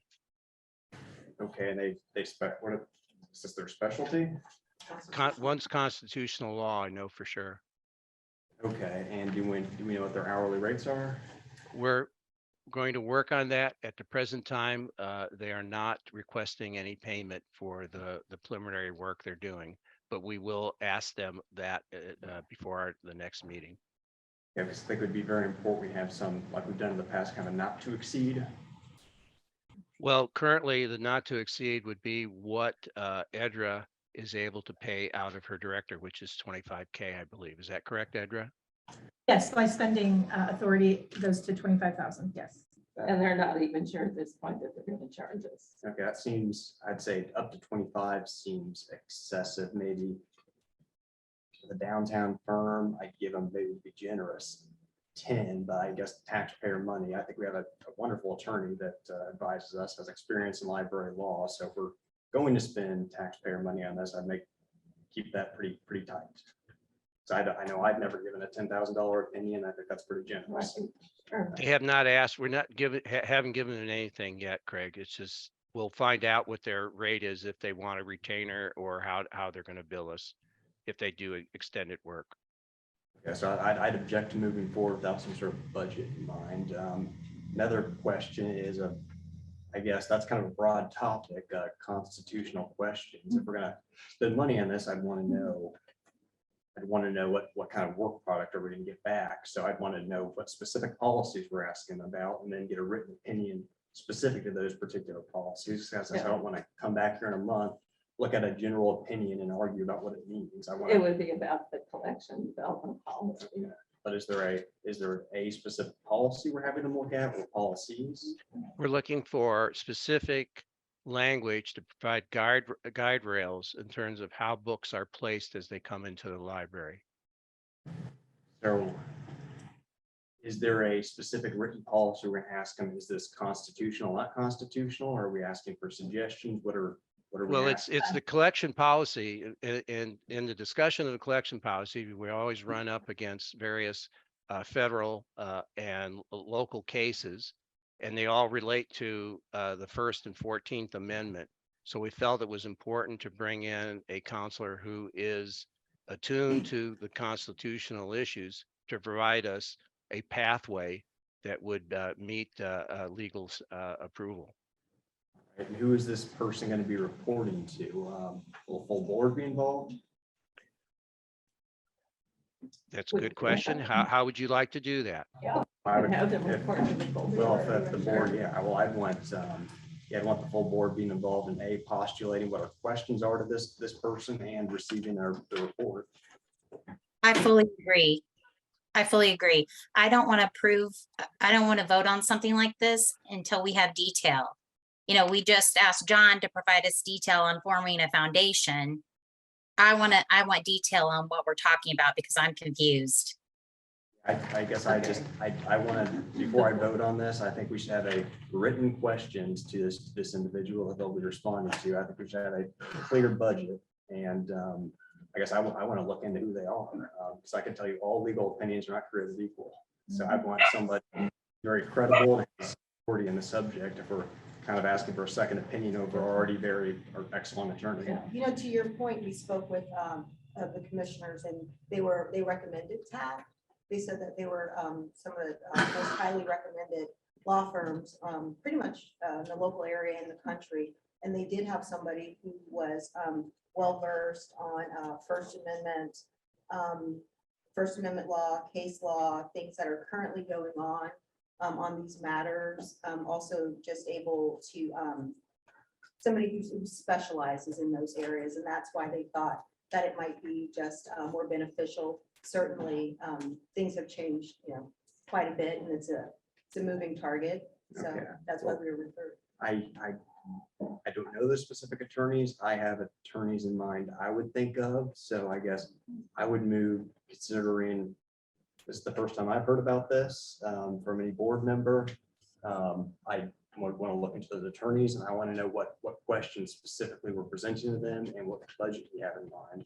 So what is it you'd like to know about the attorneys? I just want to look into it. Do you want to Google them, or do you want like a bio, a resume? I guess I want to, with the benefit of actually having their names now, I'd like to go and look into them myself. I'll look at their bio, I'll plug them into the docket, see what they do. So when we've had second opinion attorneys on other matters, did you do the same thing? No, I did not. Okay. Well, I'm not sure if we've gotten a second opinion. We've hired attorneys to give us opinions on stuff, and I have looked into those attorneys. I was satisfied they had the expertise in the field. But you did it on your own, you didn't do it in this forum. Yes, I did. And that's what I want to do now before I vote on something. So I guess my request or my motion would be to table this until we have very specific questions in mind that they're responding to. And then again, the rest of the board members have the benefit of looking into these individuals. And what kind of budget would you be satisfied with? I would like to generously and not to exceed 10,000. Divorce costs 10,000. Well, divorce takes a lot more than some legal research. $50. So Yeah, this is, like I said, they weren't even sure that they were going to charge the library for their work. So, Well, I guess that's an answer. I'd want an answer to that before we move forward. Okay, so let's be specific. You've got their names, so you can do your background search on them. Yeah, would you repeat the names, please, Ray? Yes, let me pull that up again. It's on it. Jeffrey Stemerick, Blake Bergen. Sorry. Is that correct, Ray? I wrote it down phonetically. Sorry, I will Thanks, get it up. I will get it up again and get the name. While Ray's looking that up, let me ask Okay. a question. Is the plan for the full board to meet with the attorneys? Like, would we have like a special session and have these attorneys come to the special session? Is that the plan? We could do that. I don't see any reason why not. I think that would be very good. I think, as Craig said, I think the full board should be involved in this. And so, yes, that's what I would expect. I put it in the chat, the names. There you go. All right, I guess I would table this until I wanted to see written questions. What prompt are we giving these attorneys? What legal Well, questions? again, Craig, this is all about the corundum we've had with the collection policy. Working with Ann, she's a good library attorney. She's done a lot of work for us to try and do it, but she has not found a constitutional path to add language to the collection policy about the placement of books. And she, in discussions with her, she has recommended we bring in a consultant.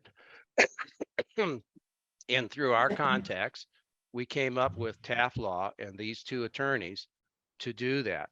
So it's not something out of the blue. We're not just picking these guys out of hat. There is a direct reason that we're working on the collection policy and we'd like to get it done. But we need some help in a path forward to be able to do something when books come into the library. that was a Right now, we recommendation. haven't anything that's passed the muster. I guess I'm not comfortable with that. So we're having a conundrum, find us a solution. I want some written prompts to this individual. Like, for instance, if you have a policy in mind, I'd like that policy written, and I'd like that evaluated by the attorney. If you have a specific question, I want to achieve X, is there a constitutional way to do it? But just how books come in is not. I can't keep restating this, Craig. What we're asking for are guardrails to be put in, the language to be put into the collection policy so that when the books come in, the staff have a guide rail on how these books are placed in the library. That's the question we're asking. Nothing Well, I'll more, be nothing honest with less. you, Ray. I'll be honest with you. I thought we were getting very close to having the collection development policy complete. So I think this, again, we're split here because some of us are, obviously are feeling different about the collection development policy than others. So That's why I'm surprised, I'm confused. And I think it's more than fair to insist on detail around what you are proposing. So I am with Craig in that I would like to see what it is specifically we are going to ask these attorneys to do. So Why what is that not fair to ask? I thought I explained it, but I don't, what more do I need to explain to you? I don't Okay, understand. I have something here.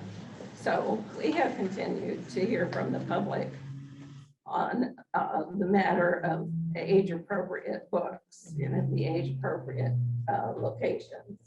We have been presented with book after book with examples of nudity and sexual activity that the public says this is in the wrong age group. This might be better in the adult section. We're not banning a book. We're not getting rid of a book. We just want to make sure that it is placed in the appropriate location. So because we keep receiving those requests and we don't seem to have an answer for them, the next step was to get a second opinion on, is there something that we can put in the policy that is a clearer direction on where these books could be placed? And it would take somebody like an attorney with constitutional law knowledge to know if that's doable. I certainly understand the subject matter. I'm not satisfied without a written prompt to this attorney. And what I want a written prompt that will be given this to attorney, and I want to be able to vote on it. So what would you suggest for a written prompt? I don't know. I'm not the one that wants to hire a second opinion.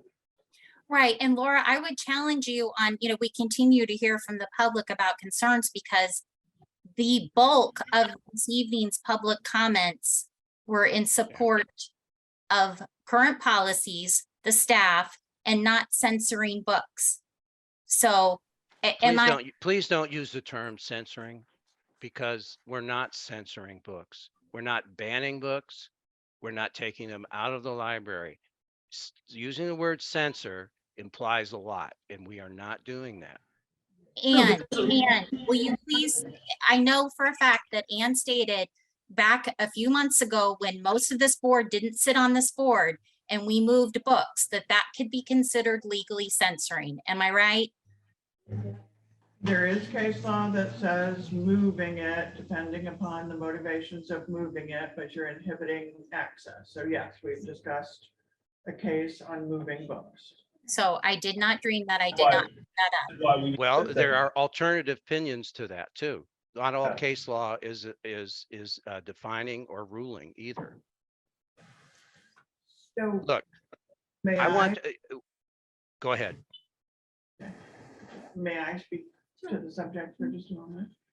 So I would say a little different than when Craig says a written prompt. If I'm giving an opinion, then I want to know the question or the scope of that question. When there are concerns about that cost, that'll help the lawyers give you the answer and also help moderate your cost. So framing the question so that all of you are aware that that's the question and not having multitude of different calls, different questions going to the attorneys will help you manage the cost of getting that second opinion. Okay. So what do you want us to do, since Craig, you said that we're doing this, what do you want from us to answer your question? The way I see it is kind of as an input, you're asking this attorney a question. I want to know what that question is, and I want to see it in writing. It might be question, it might be questions, but what opinion is the attorney giving us? Okay. So Now the question is how we can send that. I guess one of us can draft something and send it to the whole board. Would that be all right? It would have to be done offline and then sent to the board.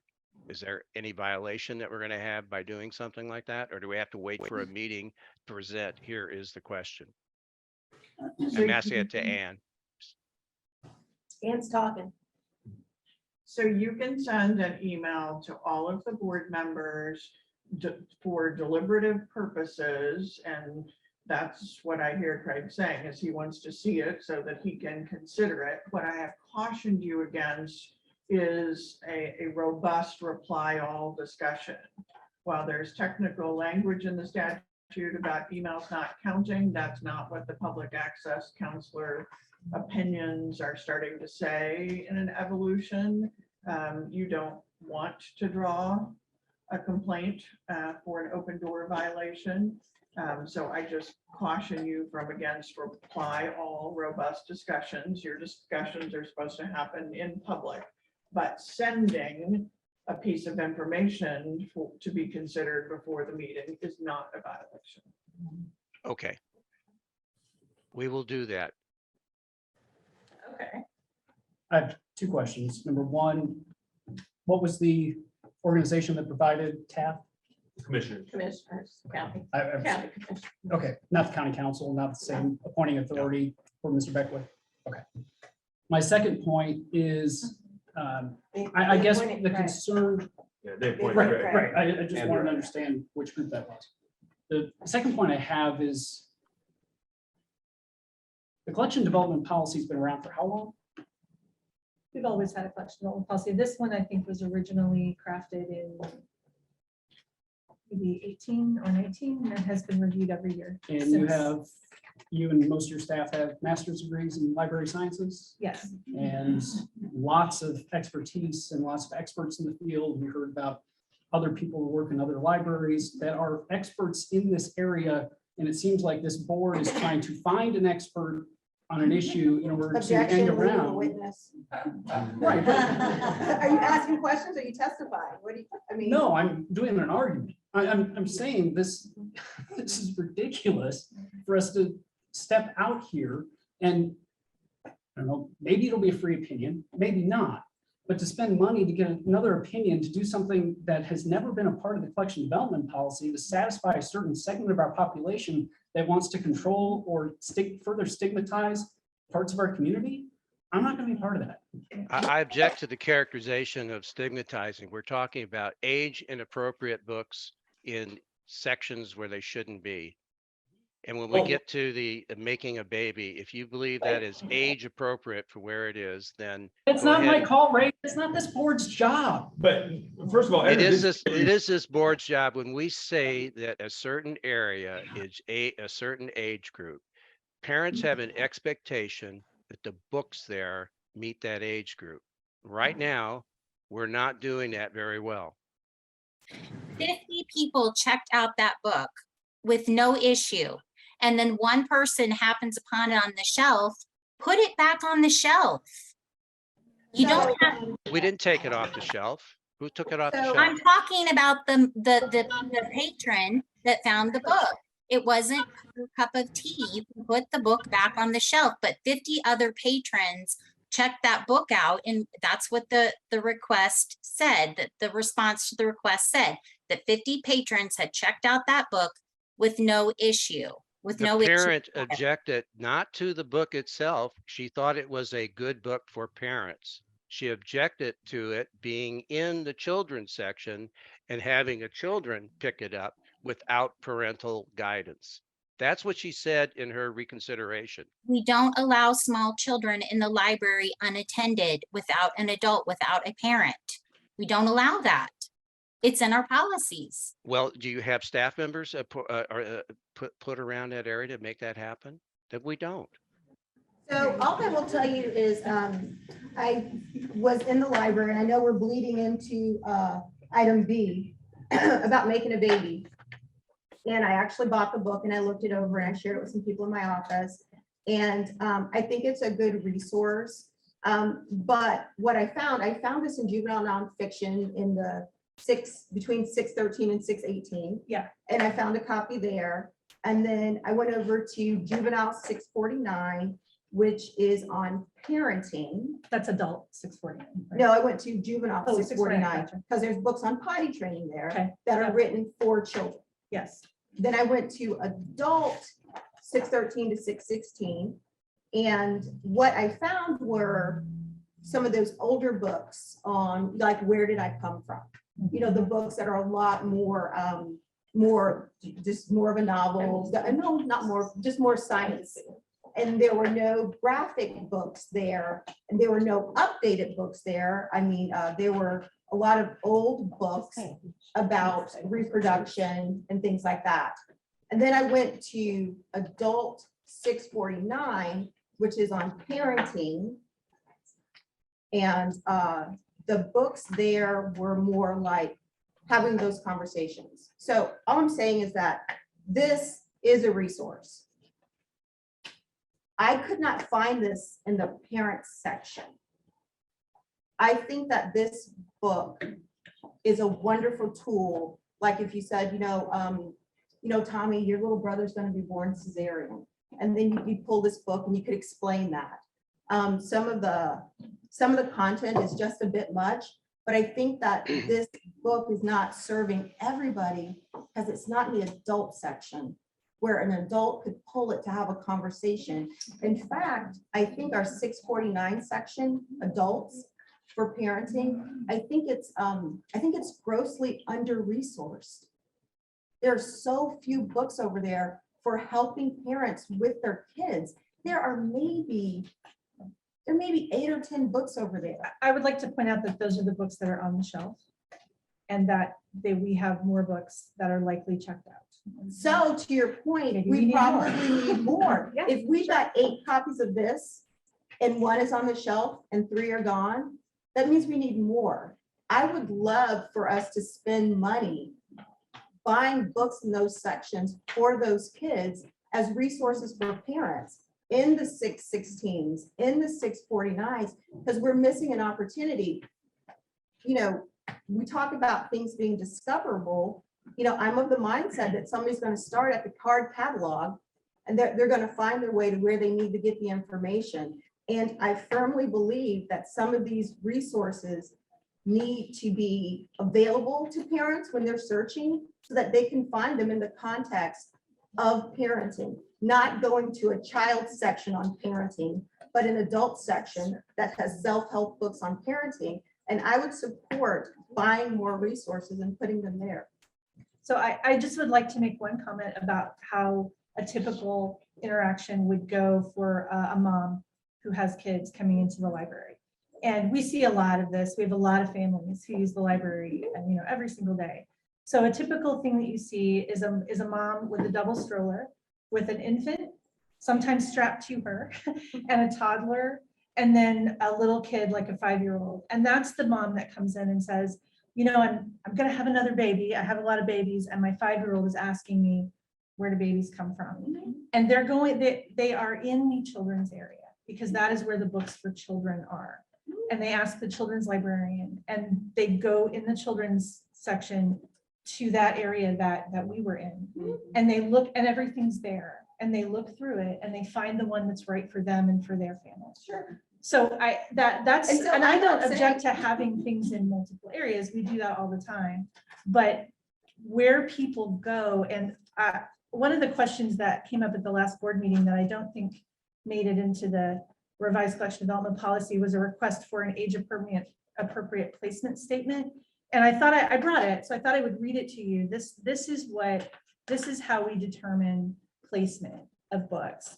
And titles are selected for specific collections based on physical format, difficulty level of text for books only, and age recommendation is suggested by professional reviewers. In the case of a discrepancy between review sources, titles are aged up and placed in the collection corresponding to the older age or grade recommendation. For this book in particular, again, the reason that it's in our children's nonfiction collection is because it is a book written for children.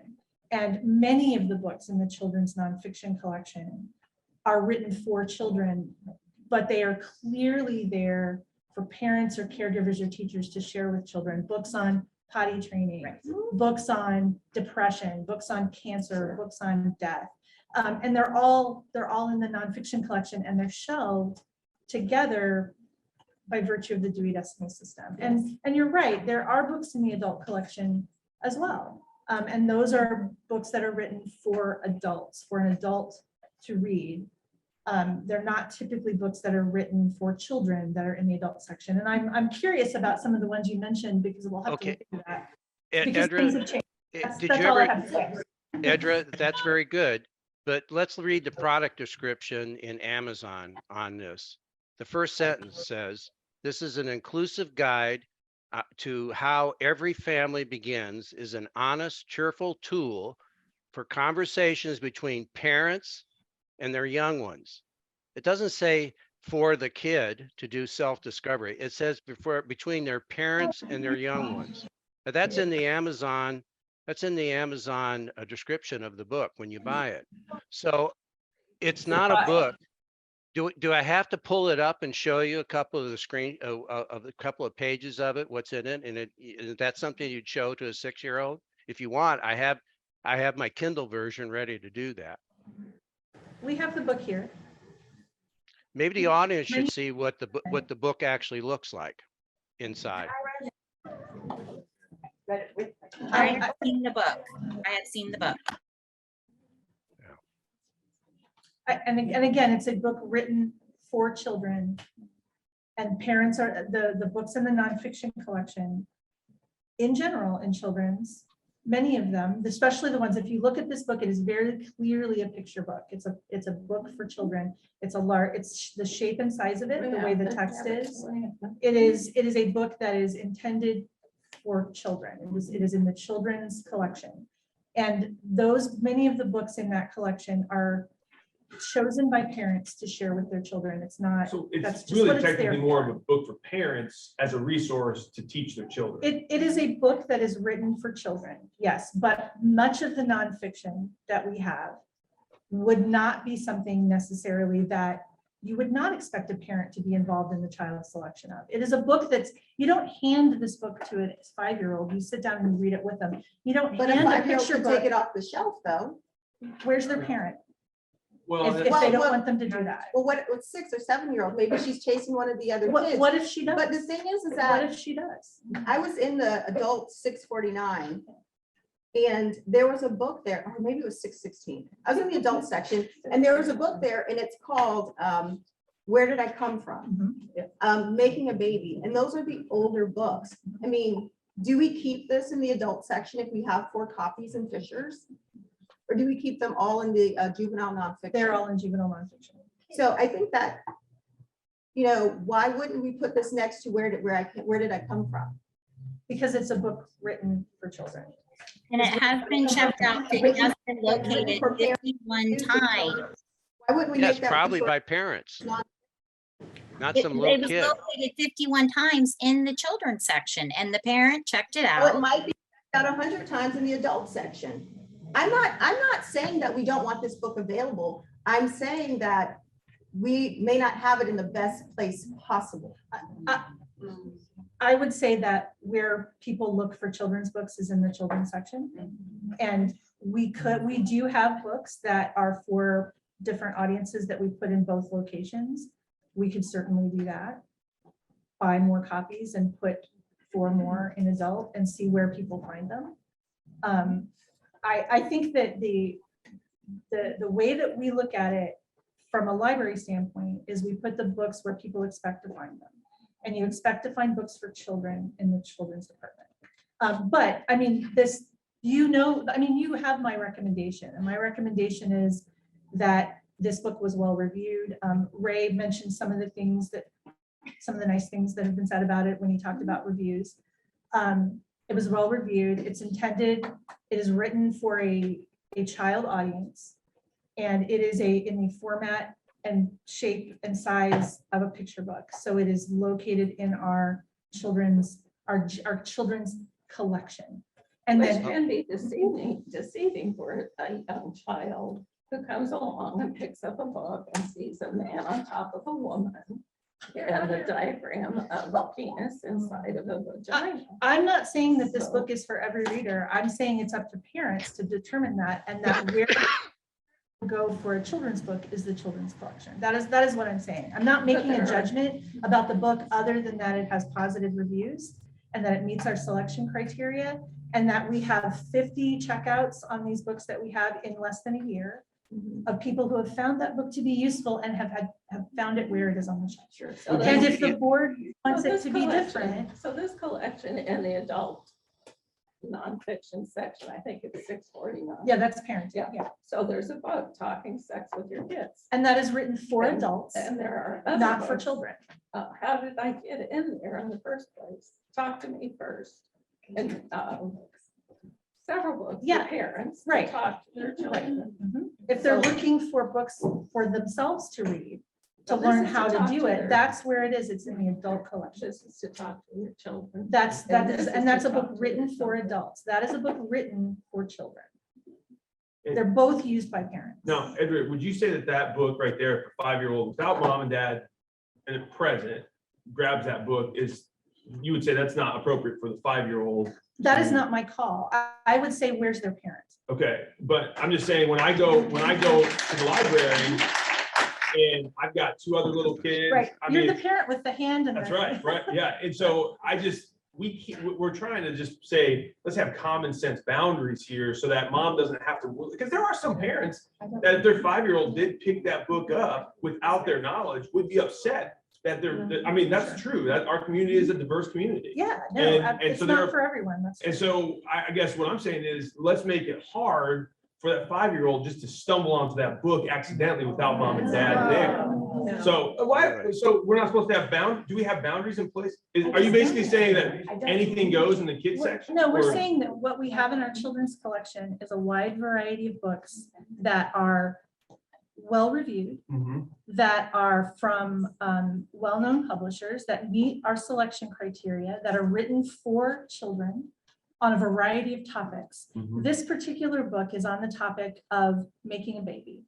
And it is written from a very inclusive, very specific point of view.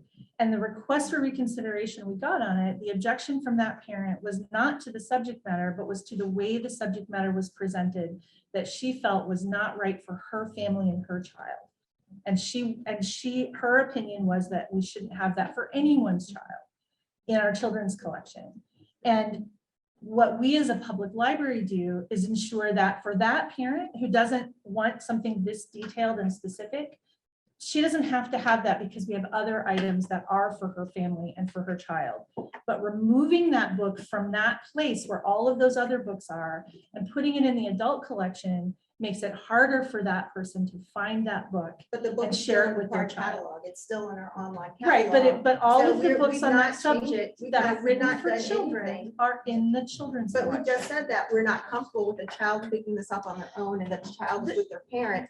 And if the book would still be in the catalog Well, system. I didn't say, what I'm saying is that it is up to the parent to decide whether they're comfortable with their child picking books up without Oh, their. but I thought you were talking oversight. about it being discoverable. We're not talking about taking anything out of the card catalog system or losing books or making sure Sure. that we don't have a track record or it can't be Right. checked out. But if someone's looking for, But this book is for 5 to 8-year-olds. and so it's in the children's collection, Well, and at Carmel, though, that book is in the parent resource. which is in the children's collection. So The do you parent think, resource is It in is in the the, children's. but there's collection, a parent yes. resource. It section. is yeah, sort of like we have nonfiction, we have picture books, Yeah. we have board books. we Well, even have- that makes sense to me because now, like, if I have a 5-year-old, I'm gonna say, hey, like, that's the parent resource section. You're gonna go over here to these books, have at it. And if I need a resource, I know that, okay, I can go to that. So have we ever thought about having a parent Well, resource section in the children's section then? Is That's, that- I mean, that's something I can go back to the staff with, but I think that at the end of the day, though, that doesn't meet the concern that you've stated that says you take your children into the children's room and you don't want them to see anything that you don't personally approve of. And that's difficult. No. There's all this stuff I in just there. know, I just want to make sure I know where those books are as a parent. They're So all in that the, way- in the human reproduction section in the nonfiction. And so, In the as a 600s. parent, that's, if you have a problem with that section, or if you want to make sure that your kids aren't stumbling on Yeah. to those books, you say, stay out of that section. Now, I've not been So the to, 600s. stay out of the 600s. That's Is where all that- the human body stuff Okay. is too. So how many parents know that that's the section? I think what we have seen, I mean, I think you can look historically at the use of our collections. We have had books on human reproduction with a variety, and you saw some of them. Many of them have pictures of body parts. A lot of them have bare bodies because that's something that we talk about with children. And we've had these books for decades in the library in the 600s, and we have not had thousands of requests for reconsideration. Parents have been able to navigate that just fine for many years. So there's a book called It's Perfectly Normal, and you have an older version, it's 2014, and then a newer version, Right. 2021. And those are in the Carmel Juvenile Nonfiction Okay. Collection. So there's a big difference between the 2014 and the more recent version. The 2014 has very little as far as graphic nudity and sex play. The newer version is way more advanced. Books change over the years, and But if it's a book on reproduction, I mean, the core science of reproduction hasn't changed in thousands of years. But when you look at like the difference between the same book, 2014 and 2021, the image of a lot of the images are not reproduction.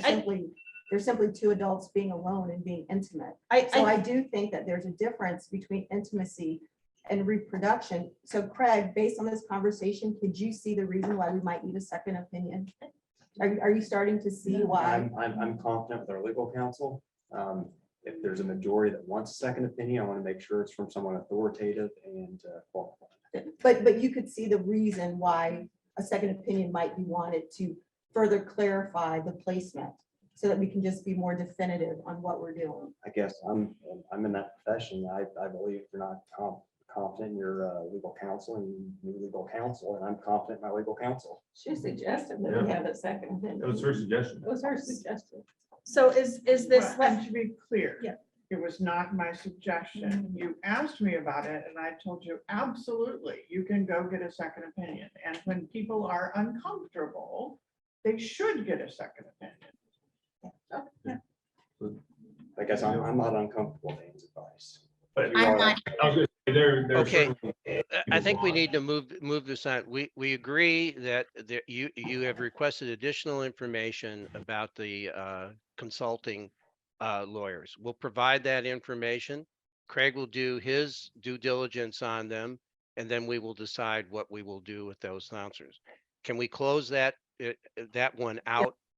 Okay, now we've been talking about B, and I think we've talked about it enough. I'd like to move that we overturn the director's reconsideration and place that book into the proper parent self-help section as a parent book to help their children on teaching them sex education.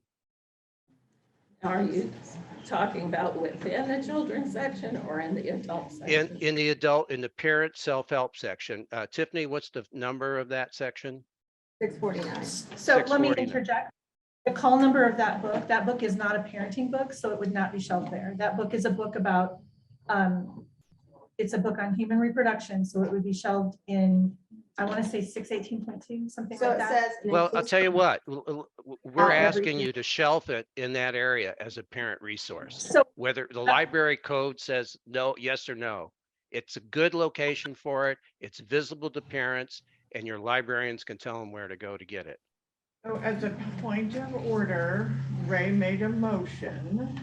Is there a second? Because you're discussing a motion without the second, just to help the minutes. So is So there a is there a second to second? Ray's motion? As an adult collection. Thank you. And that is to move the book into the adult collection. I think he said, do you want a parent selection, a parenting section in the kids section? Or move it No. over to the section? No, I was talking about moving it to the parent section where you said there was a self-help where they had all the other books on helping them with like potty training, et cetera, for their kids. The book is not about parenting. The book is about reproduction. It's an Well, inclusive, every family begins. Right, so the subject headings that we would use would be related to would be related to the subject matter of the book, not related to a comment about whether it should be used only for a parent talking to a child. So it would be more in the sick, more like, where did I come from?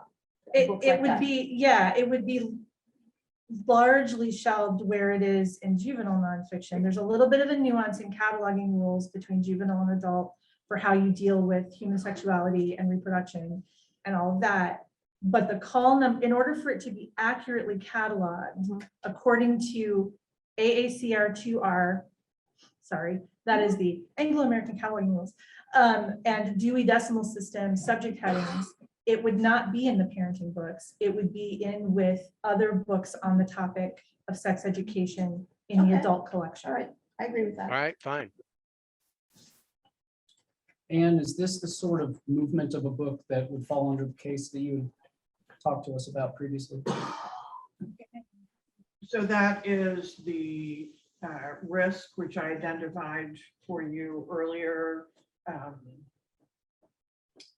I could remember off the top of my head, the Wichita Falls case, I think. Sun versus Wichita Falls. Thank you, Ray, where it was moved to a different section and the court found that that was not appropriate. But the difference there was that there was a restriction in that library as to who could use a different, who could check out a book from one section versus another. And here, a library card allows you to check out a book from any section. So that's the big difference, I think. Yes. And what is your legal advice about the pending motion? So my advice to you is you understand that there's a risk and you make your choice. I don't think we should, let me state that I don't think we should set the library up for a lawsuit by making a decision on this one book. I don't think we will. Okay, well, I've got questions for our counsel. If this is challenged, what kind of lawsuit would this be challenged in? What would be the form of that lawsuit? So presumably it would be framed as a suit against the library for violating most likely the First Amendment. That's what I recall how the suit was framed in the case. And if we were unsuccessful in defending that, would we be liable for attorney's fees to the opposing party potentially? I don't know of any way that you're liable for the opposing party's attorney's fees. No. Even if it's a 1983 suit? I don't see it getting framed as a 1983. I mean, you're correct if it was framed that way, but I don't think, I think it would be too much of a creative stretch to frame it as 1983. All right. And didn't you also see some information on this book as it being a reference to for parents to use? So what you're asking me is, you had mentioned before the description Ray saw on Amazon, and I went out and looked. I mean, he's accurately stating what the description was, and there were other descriptions that said much of the same thing, that it's a book for parents and discussions with children.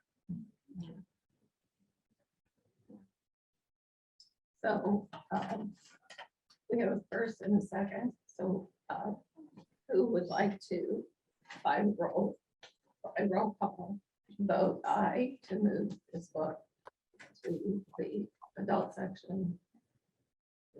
The section that. So the motion is to move the book into the adult collection. Yeah, okay. As appropriately, Just catalog it, just catalog it as an adult book. as appropriately as your expertise Yep. says. All right. Roll call. Oh, Okay, Laura Olivine, aye. Micah Beckwith, Aye. Tiffany Dillison, Aye. Ray Matalone, Aye. Ray Miksha, Nay. Michelle Payne, Nay. Craig Seaver. Nay. Okay. Motion carries. Right, we will do that. Okay, so we would like to remind the audience to remain quiet through this board meeting. Okay, are there Will this any also other? be available in the children section or Edra? She said. Please. this is I'm a board asking meeting. Edra if it would still be available. It's in not the my children's job to ask meeting. that question. You need a question. I'm sorry. That's I'll fine. ask her. Okay, Micah, did you have something you wanted to say? Yeah, so I just want to address everyone in the public that's here. I know you've been saying that I'm out to ban books, and that's further from the truth. I've never said that. I don't want that, and I'm not calling for that. So just to clear the record and to make sure that the record's straight, in no way, shape, or form, and am I calling for banning books, nor have I heard anyone on this board calling for banning of books. We're just, so,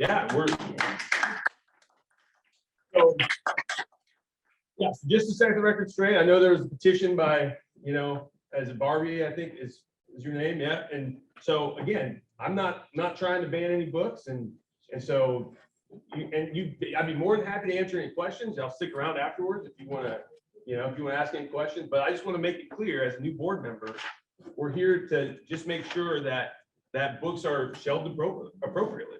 So no banning of books. So. Excuse me, Laura, we have the topic C to deal with. Right, age appropriate books. So can I just interject as a Sure. point?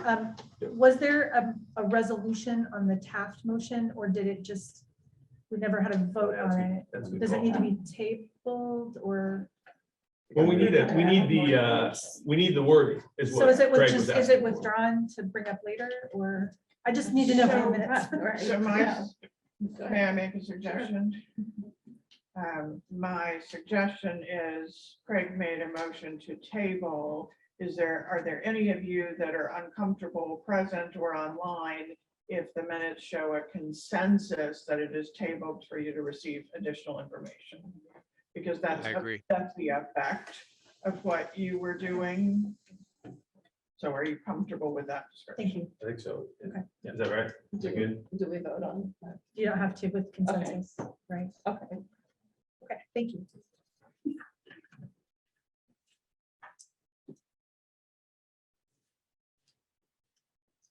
Okay, next would be the age appropriate book club books. So, Ray, do you have some? Oh, yeah, discussion? sure. I'll go through that.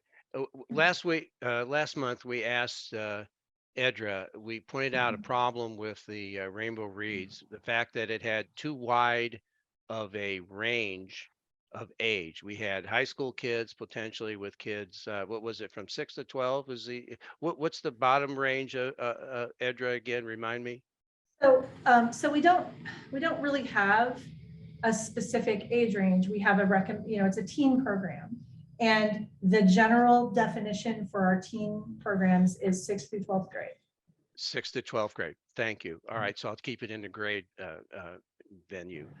So we felt that was too wide of a range. We felt that teenagers, high school children, meeting with the younger children outside of high school was inappropriate. And we asked you to come up with some solutions. And I see in your director's report, you said you basically did not do what we strongly recommended, which was to split the Rainbow Reads into two distinct sections: high school, that would be grade 9 through 12, and then 6 through 8. And you continue to have the same range of children in age-wise, school-wise, but you're going to switch the book from teen to a younger book. That's not the problem. The problem is you have high school kids meeting with younger kids on a very sensitive subject. And I believe what the sense of the board is that we want it split into two age groups. Now, you say that you don't have the staffing for that. That's fine, because the data that you have shown us is that only a couple of kids show up, and they're mostly high school kids. So for the time being, my recommendation would be Rainbow Reads is a 9 through 12 teen function, and you keep it at that and see if you can grow it. I think it's a valuable resource, but it can't have that broad of a range. So, so what we proposed was having high school, like a high school Rainbow Reads with a high school book, and having middle school Rainbow Reads with a middle school book. None of our programs restrict, we don't card at the door who comes. So what we would be doing is describing the program specifically as a middle school program. But again, we would expect the signups to mostly be middle school kids, but there may be some 10th graders that want to read that book and talk about it. I don't agree that the topic is particularly sensitive. These are books that are in our teen and middle school collection, and the characters and experiences happen to be those of kids who identify as LGBTQ plus kids, but those kids are not doing anything or having experiences or talking to each other in any way that's any more sensitive than any of our books that they're reading in our teen book clubs. So that's why I'm a little, I thought we were doing what you'd asked, which is to try to provide, you know, that middle school literature as something that might be more attractive to a middle school student. So we have, like I said, we're having high school Rainbow Reads every other month and middle school Rainbow Reads every other month. But Does that mean you're not some of the kids restricting. to both? That's up to their parents. If their parent is allowing them to come to that program and it's a teen program, again, we're not going to say, you look young, how old are you? We're going to welcome them to the program. They're going to do the craft. They're going to talk to each other. They're going to say if they like the book. So I guess if the board is directing us to change the book club because of the collection of, I guess I don't understand. I guess I thought we were doing that by having a middle school Rainbow Reads with a middle school book and a high school Rainbow Reads with a high school book. That the But kids. you just said that the ages are still going to intermix. I say that's up to their parents, and that happens a lot. Like we have teen programs, craft programs, and paint. I don't know, you've seen some of the pictures where they're painting, like they do the Bob Ross programs, and we have kids in there from high school and middle school interacting and laughing and talking to each other and all the time. So I don't quite, I mean, my understanding was that you felt like the middle school kids should have an option that was more, you know, the book they might want to read. So we're doing middle school books and gearing that one toward middle school readers. So I guess I don't. No, you didn't. No. I thought that took care of it. I'm sorry. I guess I misunderstood that what. I don't know how we would do what you're wanting to do. So I Just was simply. thinking, we brought this up last month, and I went online and I saw the drop-down menu, and it was for 6th to 12th grade. Yeah. And as I know, the way you split the collection, you have the tweens and then Right. you have the older Right. teen section. It would seem though, if we split the collection, then we would, Yes. it would And make sense that, you Yeah. know, if the collection is split, that we would have certain age groups focused on reading books from their collection. that the information that they provide or the information in all of our description needs to reflect, be more accurate, because I think how we did that was we said, this is a middle school book. It's for middle schoolers rather Sure. than And the having. majority of that the books that 6-12. Rainbow Reads has done. It's been high school. Have Yeah. been high school Yeah. books. And so I would like to see it split along the collection lines. And really just promoting those two book clubs to those groups of kids. Well, and that's And the what we're, hope that we could grow it. I know that some of the book clubs have 0 attendance. Some of them, you know, we have one child coming, and we've done it, you know, for 18 months one way. I don't think that I don't think we're gonna lose any kids if the maximum we get is 1. I don't really necessarily see a problem. we've had 7. If We had at one 7 time? at our last Rainbow Reads last month. At one We had time, well, 7. it wasn't on our thing. I think it happened after this was written. Okay, and that's fantastic. And there's 7 signed up for the next. And then we canceled it in Fishers. The Fishers, I can't remember, I don't think they're going back and forth. It didn't work in Fishers. Correct. So we're doing it here, which is where we're getting the attendees. And I think that's wonderful, but if we tried it 18 months one way, I don't necessarily see a problem with maybe switching it up. And maybe we might get more kids who might feel more comfortable being with kids in their own age. Yeah, group. and that's why we're doing the middle school books. We've added, so what we're doing, So that we're doing aside the from- same number of aside from the programs. books, aside from Yeah. the books, we want the books and the kids to match. Well, and that's up to their parents to determine whether this book is right for They that don't kid. need parental consent to be in the book club. Anyone who's under 18 needs parental consent to be anywhere. How So do they we- get, how we do you presume- receive the parental consent? We presume that anyone in the building has permission to be here. We don't, it's a public library. Correct. We don't card people at the door. Correct. We don't We don't ask require for parental, ID. we don't require parental consent for any programs at the library. Correct. We just assume that it's We there. presume that because their parents are bringing them. their Or, no, parents we know they're presume here. that they're in the, because they're in the Because building. anytime they're here, anytime We- anyone's interacting with Sure, our sure. We services. presume, Yeah, we yeah. assume actually that any child under the age of 18 who's in the library has parental. That their consent. parents know where they are. Yeah, that's what we assume. My daughter's 21 and she went a lot of places and I did not know where she was. Well, and again, that's not our job to make Exactly, sure exactly. that That was me, kids that have was me permission falling to down be as a here. parent. So the hope is that if we assume every child has parental consent, why not just keep those? I mean, you got Girl Scouts, you got Brownies. Well, we're advertising. We got Cub Scouts, we got Boy We're Scouts. describing them specifically True. as middle school rainbow reads with a middle school book. Correct, but it's not limited to middle school children. Because there's no way to do that realistically. Yes, So there what is. that You is- just said an age group. I mean, So- you keep coming back to it's impossible to do. You just say in the registration that Okay, I'm- only I'm- 9 to 12-year-old, 9 to 12th grade students are permitted. Well, we know because we don't, that's not the way that the public library works. What we could say is this book is written for middle school readers, 6th through 8th grade. This program is geared toward middle school readers, 6th through 8th grade, which is what I felt was implied by saying this is middle school rainbow reads with a middle school book. That doesn't mean that we would kick a 9th grader out if they also wanted to read that book and attend that program, or a 10th grader.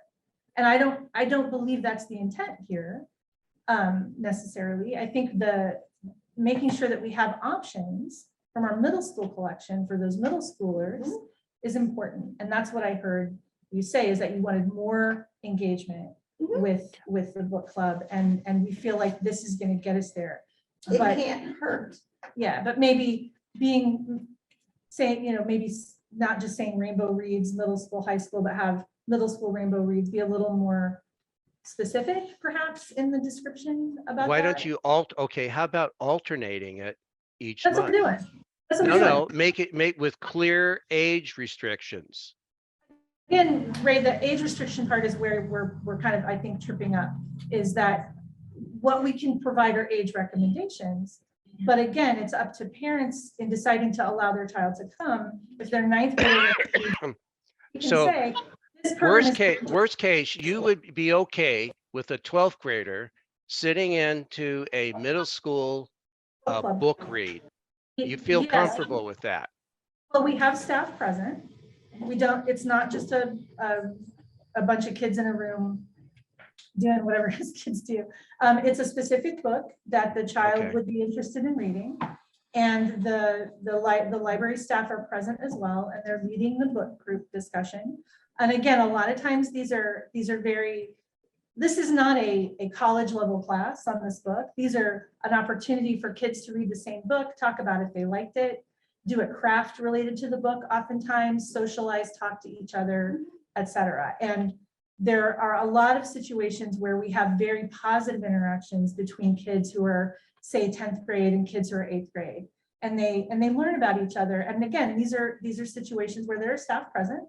It's not a place where, it's not the Wild West. And it's a very specific program where they're talking about a book that everyone there has chosen to read.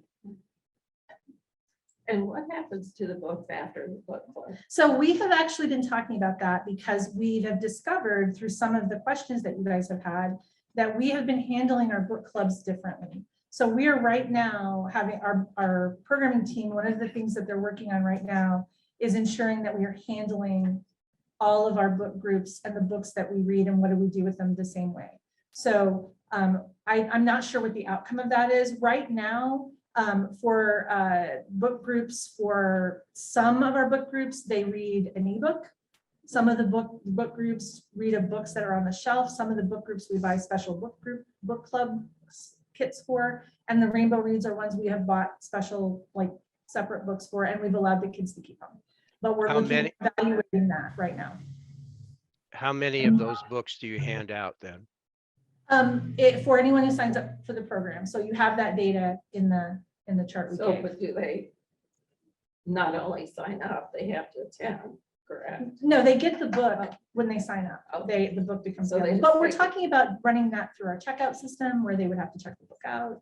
So there's a lot of things we're trying to do based on the questions that you guys asked to make sure that we're very consistent. Yeah, because it's from, and I don't have last month's data in front of me, but historically, there's like 1, 2, or 3 kids who showed up. I mean, were the number of books that were distributed, were we like giving minimal distribution of books? The distribution would be the same as the signups, because when someone signs up for the book, we put it on the hold shelf for them to pick up. I can't remember if signups were on that chart. They were. They were? Yeah. Okay. Yeah, and you can see, just like with all of everything, right? When you have a free program and 10 people sign up, you get like 5, you probably all dealt with that. So there've been we've had more signups than attendees several times. But again, we're looking at that and what is the benefit of that? And do we want to use books that we already own and have them be checked out so they've read them, et cetera. So that's all something that our program team is working on streamlining and tightening up. To make sure that. Is there a budget? It's part of our programming budget. Yes. Part of our program. And then as far as the group that you hand out the books and they keep. I mean, yes, the cost of those books, and we look for, it's all in the report. The cost of those books is included in our annual programming budget as a cost of the program. And they do look at that and determine whether they continue it. Because one of the things that we like to do is get books in the hands of kids, right? So it's sort of like our summer reading giveaways, but we totally get some of the concerns that have been brought up. And we also want to be consistent across all of our clubs to make sure that we're doing it the same way. Well, unless there is a hard age cutoff, I don't approve the suggested change. So last month you asked Edra to make a recommendation. She's made the recommendation. You've had a robust discussion. And so at this time, there's no motion on the floor. Fine. I move that the Rainbow Reads be split into 2 separate age groups based on the grades 6 through 8 and 9 through 12, and that only children in those groups can attend the age appropriate one that for them. So Tiffany, you seconded before it was completed, so do you still second now that it is completed? How are the librarians? Hang on, I thought if you would for me for just a minute, because I'm just trying to help with the minutes so they can prepare them for you. Can I amend his motion? If he accepts a friendly amendment. Yes, I would. I would amend it. I would like to see the book club split among the age, the grades. Like a middle school Rainbow Reads and a high school Rainbow Reads. Yes. Which is what I taught Sunday, this is not part of the motion. I taught Sunday school. I teach 2nd grade, and I have an adult who sat with us 1 year because he was special needs. And I had 2nd graders and I had a 45-year-old. So, and he got a lot out of the class, and so did the kids. So I kind of get what you mean when you talk about there may be somebody who wants to come. In my heart, I really want us to, I make a motion that the book clubs reflect the grades, middle school and the high school. And if somebody really wants to attend, they can attend, but I just really want us to focus the marketing and the targeting and the book toward the appropriate age group. Yes, and that's what that is what our recommendation is this will be every other month. No, every month. Well, I mean, we have every other month, it's high school and then it's middle school. Because we only have enough staff capacity to do one a month. And so we are doing like middle school Rainbow Reads will be, I don't remember what it is, January and March, and high school Rainbow Reads will be in February, and they will be described that way in our marketing materials. This is middle school Rainbow Reads. This is a middle book from our middle school collection. It's geared toward students in 6th through 8th grade. And then some we don't know, but some 10th grader might want to come to that, and they can still register for that and come to it. I We're would, not going to card kids, right? We're not going to card an 11-year-old. We're going An to 11-year-old. describe it who it's for, and then people will decide if that's right for them based on whether they want to read the book or not. And again, this is a program where anyone who wants to read the book is welcome, who's a teen, who's in that group. And we'll be very clear, this is for middle school. And what we have found with our teen programs is oftentimes stuff that appeals to middle school kids isn't going to appeal to high school kids. So it's not really an issue, but we don't make it difficult for people if they do find something that they want to go to. So, but our plan is to be very clear in the description that this is Rainbow Reads for middle school and this is Rainbow Reads for high school based on where the book comes from and who the intended audience is. But there would not be like you have to prove that you are in middle school to come to this program. We have a lot of homeschool kids who come to our off and on to our. I think it would just help parents to also To be know, very clear in like the just to, description. hey, what am I sending my kid into? You Sure. know, I think that'd just be helpful. Well, I think that indicating it's from the middle school collection, we have the title of the book so they can look it up before they send their kid, all that. We're also I'm okay with that if the language just says that and doesn't open the door or suggests that ages can transfer between the two. If you just say it would say it's a middle school book. It's from our middle school collection and it's middle school Rainbow Reads. It wouldn't say, hey, Okay. high schoolers can come too. That All makes sense. I'd hate to overly restrict it, but I do think that there's some value in talking to your peers and your age groups about certain issues. Having that directed, Yeah. that book written for that age group. Yeah. Okay. That's what we're planning. That's our plan. So that's my motion, all those words. So we've had Is there a motion needed? That's what we're doing. Figure that one out. If that's what you do anyway, this seems like no motion is needed, right? I would withdraw my motion if the director follows through on that. The technicality was the way that you have it now, it's open to everybody. It still is technically. No, but no. It would be, yeah, it is. How are we supposed to card 11-year-olds? On all of our material, our signups, that this is a middle school book. This is a middle school book club. And if a 10th grader wants to come because they really want to read that book and talk about it, our staff are in the room. It's a program for teens. Is They're there gonna an do age craft. associated with the library card? Library card, you can get a library card starting at age 5. Okay, so when you sign up, is your age included in the card? So you have a track, You're not required to have a card to come to our programs. okay. We don't restrict. As long as you don't state in the literature, in the description, that this is available to to the different age groups, I'm okay. But any hint of any hint of that you can cross the boundary, then I would be concerned. So just be careful how you write it. I hear you. Okay. I think that's our plan, to make it very clear this is a middle school program. So Ray withdrew his motion. Tiffany, you started to say that you were making a motion. Do you make a motion or do you withdraw? Thank you. But all those words that she said are very important. That's gonna be a lot for the minutes, but. We have it, I'll just pull it out of here. It's fine. We don't need to vote. No, ma'am, you don't have any motion to vote on. Okay. All right. I think that's everything on our agenda.